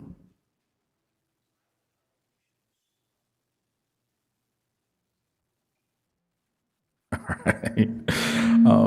Is there a motion for this? Motion to approve. Second. All right, comments from the public? All right, if you'll call the roll. Commissioner Ward, Yes. Commissioner Perno, Yes. Commissioner Peebles, Yes. Commissioner Tender, No, I apologize. I just want to make sure I'm voting on the right thing. I- This on the corner of no, Jinx. this is item 14. This is the Arbor Trace Apartments phase. Yes, Yeah. this is the one on Jinx, yes. And yes for me. Mayor Nelson. Yes. Motion approved.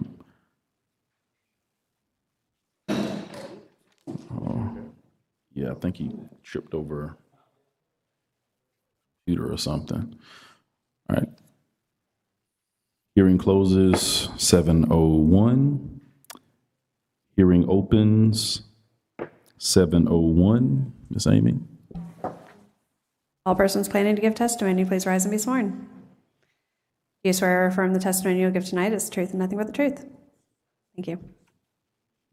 All right. Had a good discussion on this on Friday. Any additional questions for the developer or for our staff? And your Jennings disclosures too. I've had none. None. None. None. All right. Any questions from the commission for staff or developer? All right. Is there a motion for this? Motion to approve. Second. All right. Comments from the public? Mr. Lightfoot, you call the roll. Commissioner Ward, Yes. Commissioner Perno, Yes. Commissioner Peebles, Yes. Commissioner Tender, Yes. Mayor Nelson. Yes, motion passed. Hearing closes at 7:02. Discussion and possible approval of the first addendum to agreement with Omega Sports LLC for sports athletic apparel and accessories. I know Mr. Lightfoot gave us some updates on Friday. Any specific questions for Mr. Justin regarding this? All right. I think it's going to be pretty cool for the kids to have their NFL jersey. So that's cool. Thanks for looking into this. All right. Is there a motion for this? Motion to approve. Second. Comments from the community? Yes, sir. You want to be a coach? No. That's what you're volunteering to do when you come up on this one, man. So along the lines of, creative thinking, right, fiscally or whatever, the sports department does an amazing job with our kids here in Lynn Haven. I really feel like we need to consider having sponsors to offset the costs associated with either entry fees or whatever. So just kind of curious to hear the line of thinking about that. We had them growing up as kids, played for whatever Ford dealership or whatever. So how would that work as we go to funding not only sports and rec department, jerseys, et cetera? Thank you. All right. And Mr. Justin's going to respond to that. Yeah, we do offer sponsorships for every sport. Sponsorship for flag football is $2,500. With that, we'll put advertising out at the field. Sponsorships, obviously, for baseball, our biggest sport, $5,000 for that, and we put the names on the back of the jersey and a banner at the field. All right. Thank you. And I would say, I think in addition to the sports and rec, I think marketing also does a good job of securing sponsors for the various public activities that we have as well. So, okay. All right. Good point, Mr. Langford. Any other public comment? All right. If you'll call the roll. Commissioner Ward, Yes. Commissioner Perno, Yes. Commissioner Peebles, Yes. Commissioner Tender, Yes. Mayor Nelson. Yes, motion passes. Discussion and possible approval of Resolution 2025-09475, amendment to the fiscal year 2024-2025 budget for the ServPro invoices relating to the August 8th plumbing failure. Mr. Lightfoot, if you read this for us.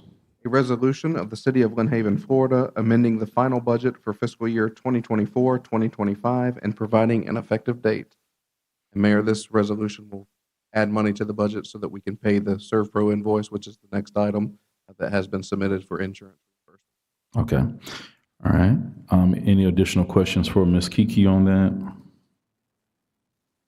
All right. Is there a motion for this? Motion to approve. Second. Comments from the public? Yes, sir.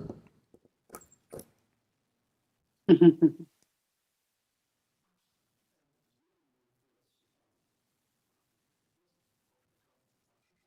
guys knew this was coming. We told you. But anyway, according to this program connected to the fire chief and his truck, we are going to take close to $1 million on one out of our treasury, pay that for the truck, and then we're going to get it back Is that correct? So Yes. we show a deficit and a plus on the budget. Okay. And second of all, with the plumbing thing here, insurance is going to pay that. We have to pay it up front, and then insurance is going to pay us back. What's wrong with the problem of attacking the contractor on this? So the insurance is under the city of Lynn Haven. So if they decide to pursue the contractor, that will be litigation between them. Thank you very much, sir. And I guess with a follow-up on his question, I think we did have some discussion regarding what the contractor has done. Yes, sir. The contractor has paid for all expenses related to repairs, which has included sheetrock repairs, painting, ceiling tiles, the baseboards, and any electrical that was in the ceiling that was damaged, as far as light fixtures or cameras or anything like that. Okay. All right. Thank you. Any other public comment on this? All right. If you'll call the roll. Commissioner Ward? Yes. Commissioner Perno? Yes. Commissioner Peebles? Yes. Commissioner Tender? Yes. Mayor Nelson? Yes, motion passed. And I believe Ms. Hodges mentioned this on Friday, so I just want to reiterate, thank you to all the staff, everyone, for your quick response when the flooding took place. That saved us, saved this building, practically saved this building because of the quick response. I had a chance to hear that from ServPro when I came that day, and they took me through the building. I came that evening, and he commended and said that was y'all have heard it as well, that was the best response that he's seen in a situation like that from the employees. And if it were not for that we would have not necessarily lost the building, but would have lost a lot more. The infrastructure would still be there, but the sheetrock, the flooring, the carpets, all of that stuff would have been messed up and would have had to be replaced. And we wouldn't be sitting here meeting now.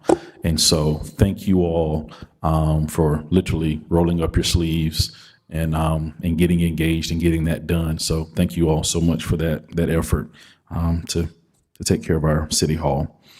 Discussion and possible approval for the payment of services rendered by ServPro in the amount of $100,866.57 for the restoration services from damages incurred on August 8th, 2025. All right, is there a motion for this? Motion to approve. Second. All right, comments from the public?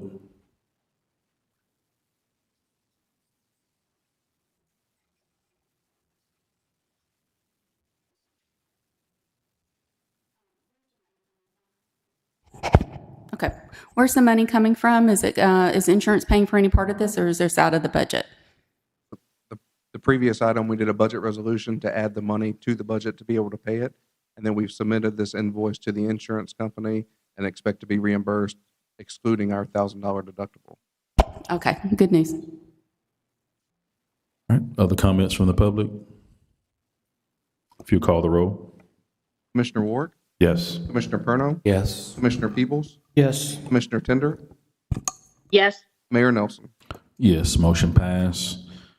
All right, agenda item number 19, and I'm just paraphrasing this. I believe Miss CJ has the full title for this, but it's discussion of meeting times for discussion of commission meeting times.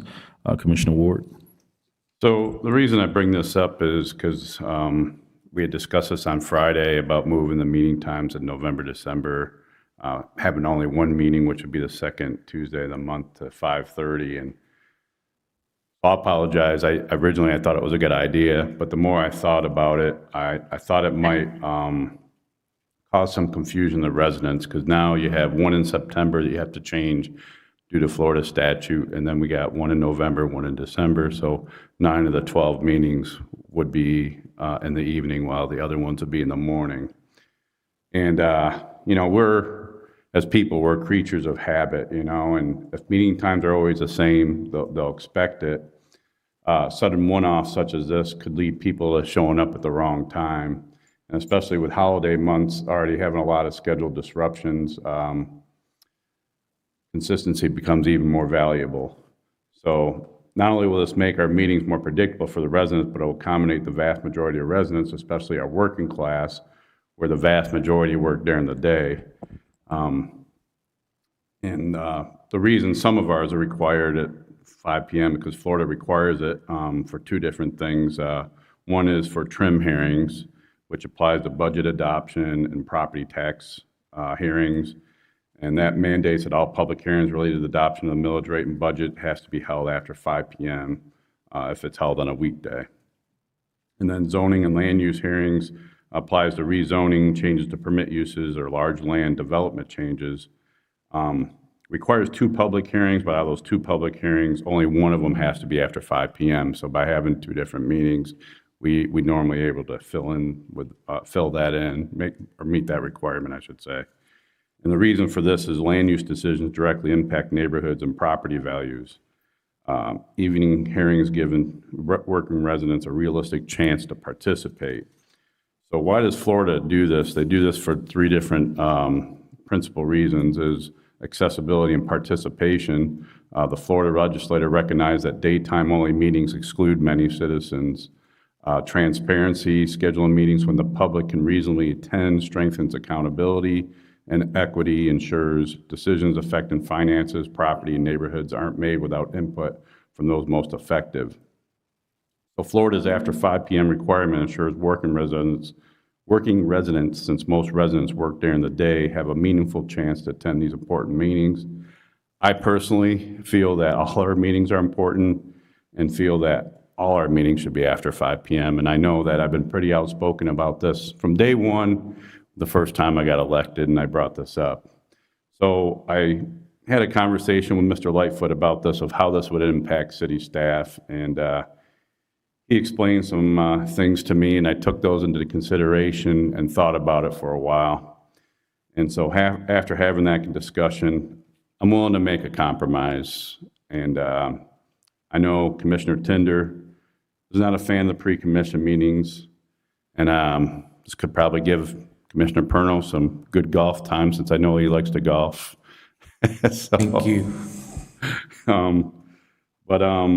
So even though I don't want to see them go away, because I do see the value in them, I'm willing to make that compromise, and I'm willing to support it to doing away with it with a couple caveats. One, what I'm already advocating for, that all city commission meetings are held at 5:30 p.m. And two, we as a commission promise that we'll do our due diligence before the meeting to get all the required information and research to make an educated and informed decision and be prepared when we come to our commission meetings. Whether that means having one-on-one sit down with a city manager, or communicating with required parties such as department heads, whatever is required to prepare before we come to the meeting. That would be my caveats to that. So with that being said, I would like to make a motion to have all commission meetings at 5:30 p.m. with a caveat that we all come prepared with the required information. We need to make an educated decision. All right, is there a second for this? I second that motion. All right, so my question is, based on your caveats, let's say this passes, and then we don't do our due diligence of being prepared. What do we do at that point? Do we go back and say we're going to go back to the meetings at 9:30, 5:30? Because that is one of your caveats. So how long do we give that to see? Well, I mean, how can you hold someone accountable for that? You know, I mean, you can't fine them for it, of course. Some of it's objective.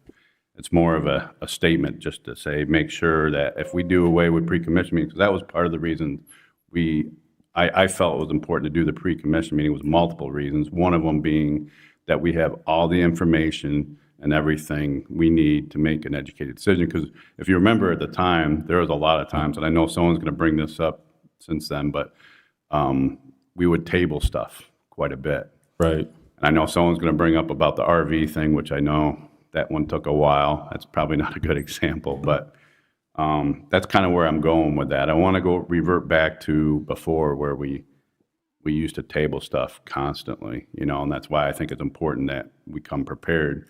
And the thing I think I'm going to miss the most of doing away with them is, you know, we've always talked about this, like, and that's kind of ironic I'm bringing this up now, as I remember when I brought this up before, I didn't want to have the discussion about it like I did. I would rather had like one-on-ones with a cup of coffee with some of the commissioners, and kind of give them my perspective and they can give me their perspective. But as we know with the sunshine law, we can't do that.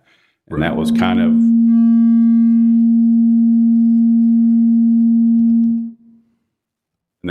my idea, that we could have candid conversations since we can't have one-on-one conversations. Because as we know, once we get on this dais, it's a lot more different talking up here during a commission meeting than a pre-commission meeting because it's a little more informal. Yeah, I agree. I would say to the question on if we feel like people aren't doing their due diligence, we can always make a motion to add stuff back or change it later. This is not if this were to pass and it's clearly a bad idea, we can always change it. I get that, and as you're probably already figuring out, I'm trying not to put too much of a load on the staff, and I think by doing both of those, it puts more of a load on the staff. That's what I said in the beginning. But, I'm not trying to be true. But I'm not trying to be right about it, But, yeah, we talked about that in the beginning. But, yeah, I agree, especially them having to get us everything so quickly on the turnaround. I know we talked about not tabling things. I would recommend we table this to the morning meeting to see what those that come to the morning meeting have to say about us switching everything to the evening. That would be my recommendation.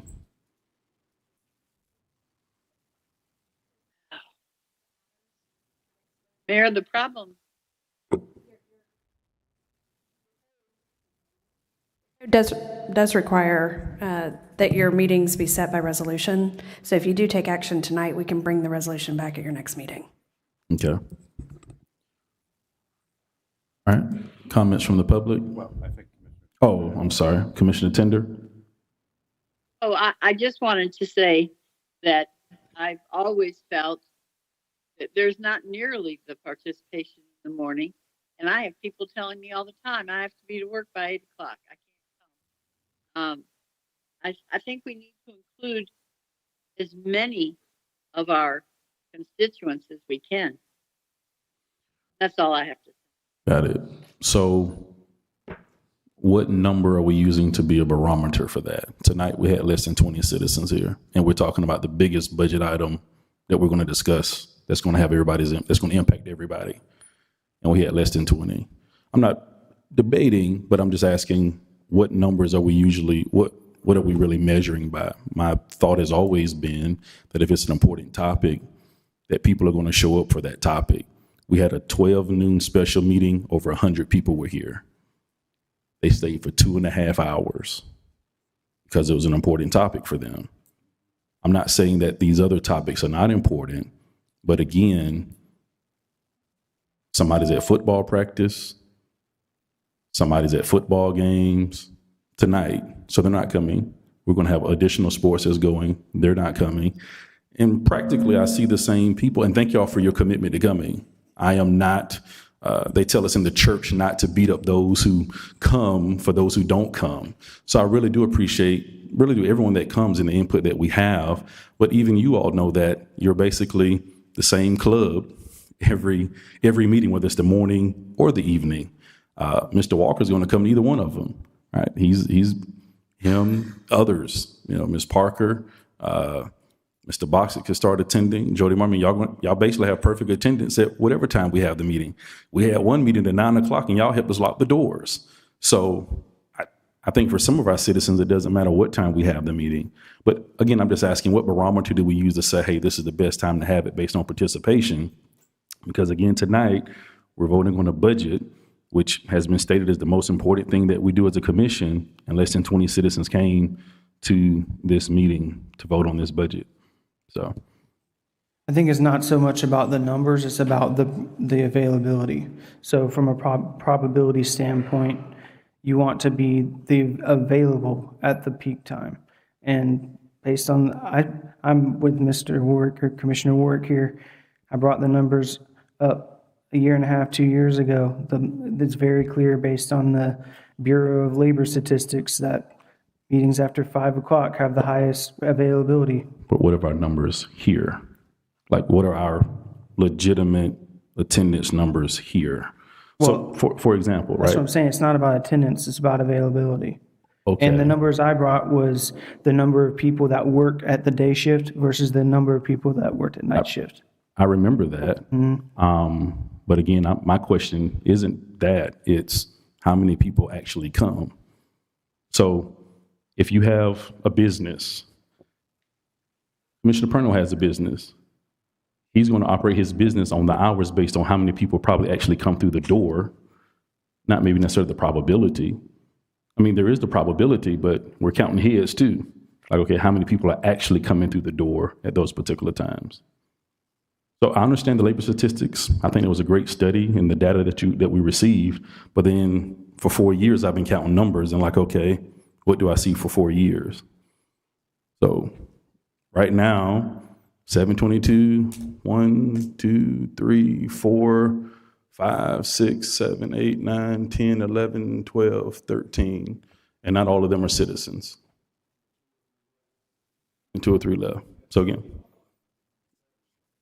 7 online. All right, 70 online. So, all right, comment.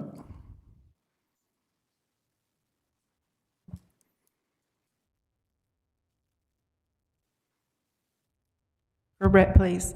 As a retiree, I retired right after the hurricane, so that's why I never came to a commission meeting prior to the hurricane. Never, not once, not once.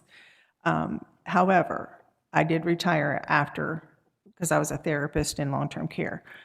But if we put forth a 5:30 meeting, I think the public will say, okay, yeah, more people can come because the people that work, they can't come at 9 o'clock. They can't. And I think if we start putting out a 5:30 p.m., that people will start saying, oh, hey, now they're having meetings, later in the day when I can get off, especially military people. A lot of military people get off at 3 p.m. So I think that would be a caveat to help them come and speak and be able to say, oh, okay, yeah, now we're having regular 5:30 meetings. I need to come. So I think that might be a good suggestion. Thank you. All right, Mr. Walker. One of my concerns over the years has been the following: the dissemination of a special meeting or a meeting that you call, okay? We don't get the information. Most people in this town do not have internet. Most people do not belong to the social media, okay? What happens there, and our marquee, which is supposed to be working, is not working that well. We don't get the information. I used to watch that marquee. It's very close to my house. When I come out, I look over and see if the marquee says something. No, it doesn't. What my concern is, any special meeting that you have should be triggered into this too, okay? And you worry about that. That would be your call on dissemination. Thank you. Can I add something? Can I say something to that? The Bureau of Labor Statistics said that the city of Lynn Haven, 98% of citizens have internet. So the majority of people do have internet. And phones. I think a lot of people do watch online, but I personally would want a 5:30 meeting for both of those. I would support that as one of the regulars. The people who are the club, so to speak, I mean, if you want to get up here and say what you prefer, I know the 5:30 would work well for me. And I think when Margot was mayor, she actually had the meetings at 6 o'clock, both of them. And there were crowds of people who came. And of course, it was right after the hurricane, so people wanted to know what was happening and, the progress of the city. But I would support a 5:30 meeting, and I'd just like for the others to say what they think as well.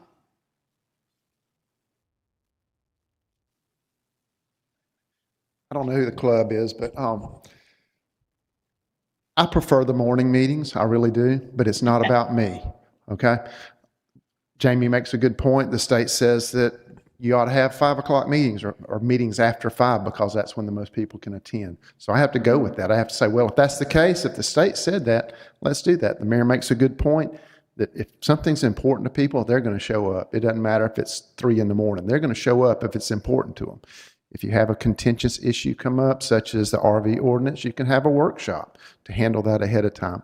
I like the idea of not having a pre-commission meeting. As beneficial as they are, I think they've lent themselves into the perception that the commission's not being transparent, that you're coming to the regular commission meetings with your minds made up, which is reasonable. Y'all talked about it and made your minds up, but a lot of people don't see those pre-commission meetings. Some don't know they even exist, and I think that's hurting the perception. In any event, I am in favor of moving the meetings to 5:30 in the evenings, just because if the state says that's when you should do it and get the most attendance, let's do it. For me, it doesn't matter. I'm retired like Mrs. Parker. I can come anytime or not. But it would be interesting to know how much city staffing takes for those pre-commission meetings, how much dollars and how much time and effort extra on the city employees does that take? Is there a defined number? I mean, does it take them away from their duties where they have to have overtime to do things? Or if we move to 5:30, is that going to mean more overtime for the employees that have to come to these 5:30 meetings now? Or are you going to shift their day to starting later so they can attend the meetings at 5:30? Just a few thoughts on that. If I can add one more thing, because I feel like I should.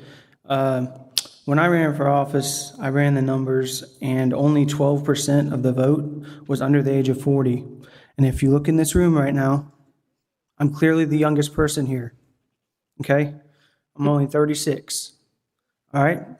And there's a reason for that. It's because most people my age and younger work during the day, and a lot of them work by the hour. So they cannot sacrifice hours to come here. And so I feel like it's my position to fight for the under 40, because that's at 12%, to move it to the night. So evening. You're right. You're the youngest person here. No, it's not. The news ladies are younger. Okay. Yeah, they are. Okay, that's fair. That's fair. They are. So here's my question. We've been doing them at 5:30. Where's your demographic? Exactly. No, I mean, we have a 5:30 meeting right now. Mm-hmm. Where's your demographic? Right. Because we don't have consistency, and so they're not showing up. Okay. So what I'm hearing is if we switch to 5:30, there's going to be an increase in the demographic showing up. Nope. I said from the beginning, it's by availability, not the actual numbers.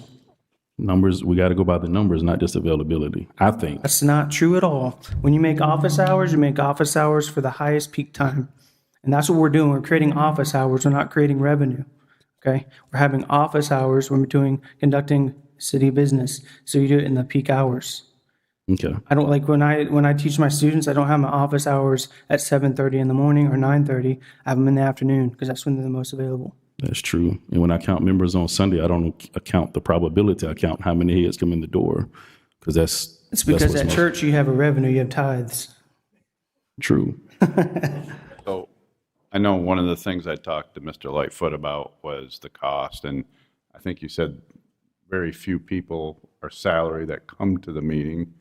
And I like Mr. Langford's idea about if we could put things earlier in the agenda for them if there's things they don't need to be here for.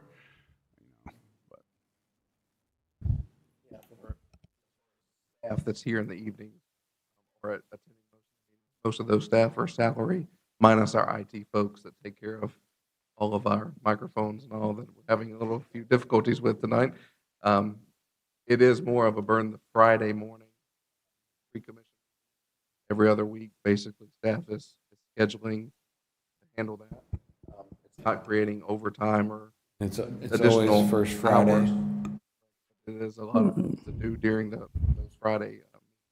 And like the Mayor said, it does take a quick turnaround with getting the agenda out so you all can have it Wednesday afternoon or Thursday morning to review it for the Friday meeting. So is staff okay with us doing 5:30 for both meetings? Staff prefers the morning meetings, but it is. All right, so staff prefers morning meetings, but it's up to us. All right. Additional public comment, Mr. Langford. I'm a huge fan of the 5 p.m. meeting, but I'll use the logic, though, in the discussion. Mr. Perno, if you have a slow night out at Beefs and you're open until 10 p.m., maybe the next night you open at 2 a.m.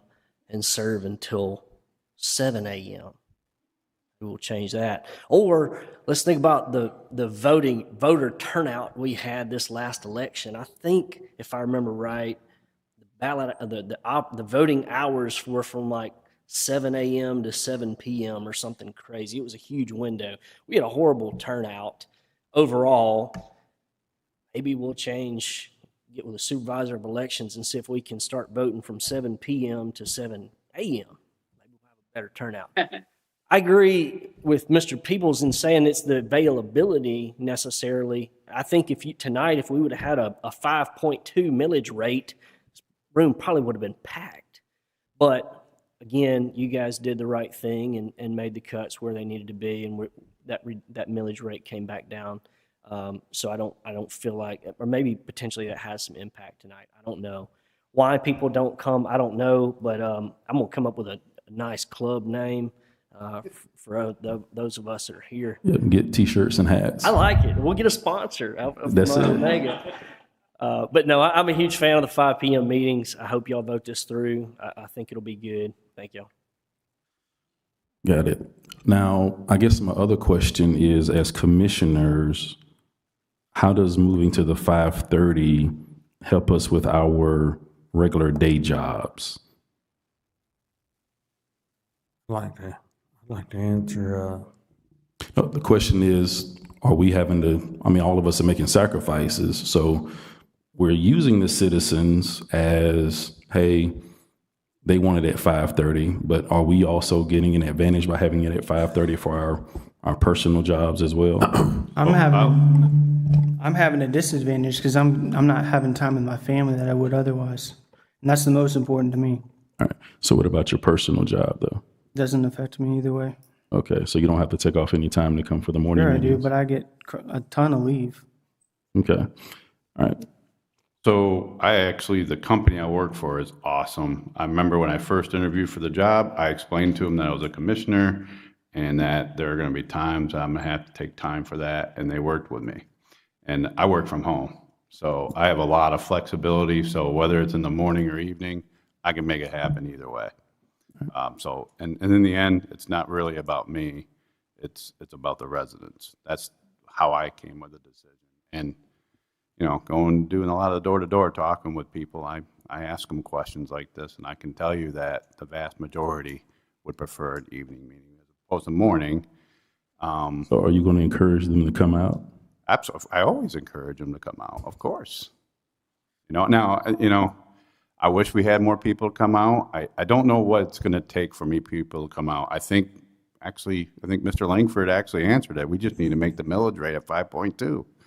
And then everybody come out, But it seems like you're right. Whenever there's a contentious issue, then a lot of people come out. And I can tell you when we have a contentious issue, when it's a morning meeting, I usually get some quite a few grumblings of, why are you having in the morning? I can't make that, We've even had that too, where we've had certain things and people are like, I had to take time off of work to come here, I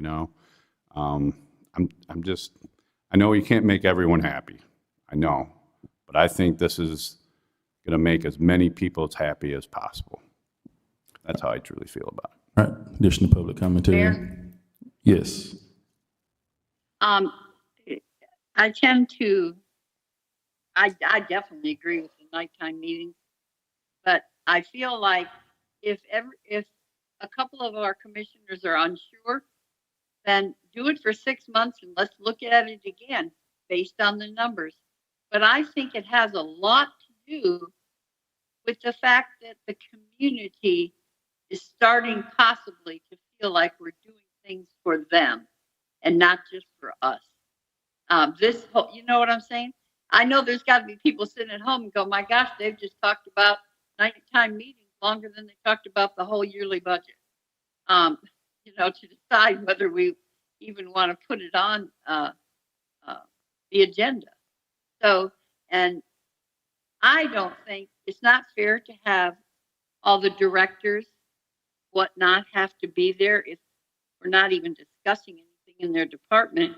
But again, if they're on salary, then give them some comp time. I mean, if that's the case. But this is an exception. Well, lately it hasn't been. It's only 7:30. We have to go till 9:30, and then you're going to feed us all dinner. I think we just need to. I think we need to start thinking about the residents. We need to show them. We need to show them in some form that we're trying to do better and make things better for them. I agree. That's all I have. And I remember the last time we had this discussion, we were going from, I think it was going back from 4:30 to 5:30, and residents did come and say, hey, we want a balance. Can you give us one morning and one evening? Because it was discussed then to bring both in the evening. And residents said, the compromise was having one in the morning, one in the evening, because typically the 5:30 was going to be moved back, I think, to 4 o'clock. And then we moved it back to 5:30 in order to have the balance between one morning and one evening. Because at that time, a lot of seniors from the senior center came over and said they prefer the morning meeting, because if there is an issue they want to come and address, then they would come to the morning meeting to address that versus coming out at night to an evening meeting. So that's what I've heard from citizens over the years. How many seniors do we see in the morning? Again, it's about a contentious issue. So I think if it's an issue that they want to address, they come out. And that's for any topic that we discuss. Any other public comment? All right, I'll call the vote. Or you have something, I Commissioner hadn't Purnell? said a darn word. And if you look in the past, we've done this, I don't know how many times since I've been a commissioner. Every time we do it, I say, I don't care what time it is. Y'all decide.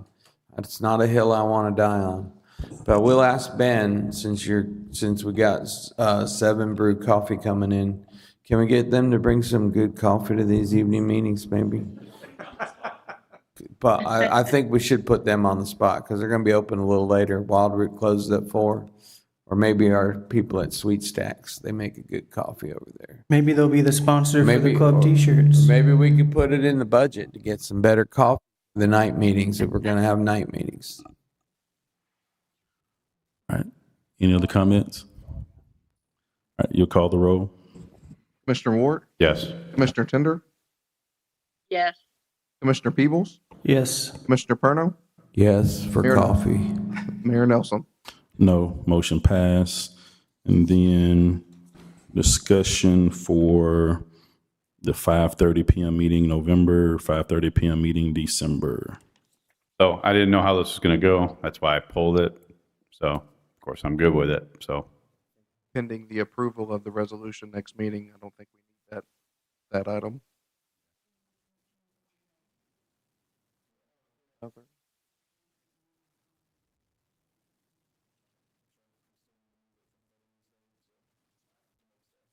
12th? Yeah, so we still have to vote on it. Also because it's one meeting per month instead of 2. yeah. All right, so is there a motion for this? Motion to approve. Second. All right, comments from the public? All right, you'll call the roll. Commissioner Ward? Yes. Commissioner Perno? Yes. Commissioner Peebles? Yes. Commissioner Tender? Yes. Mayor Nelson? Yes, motion passes. Meeting adjourned.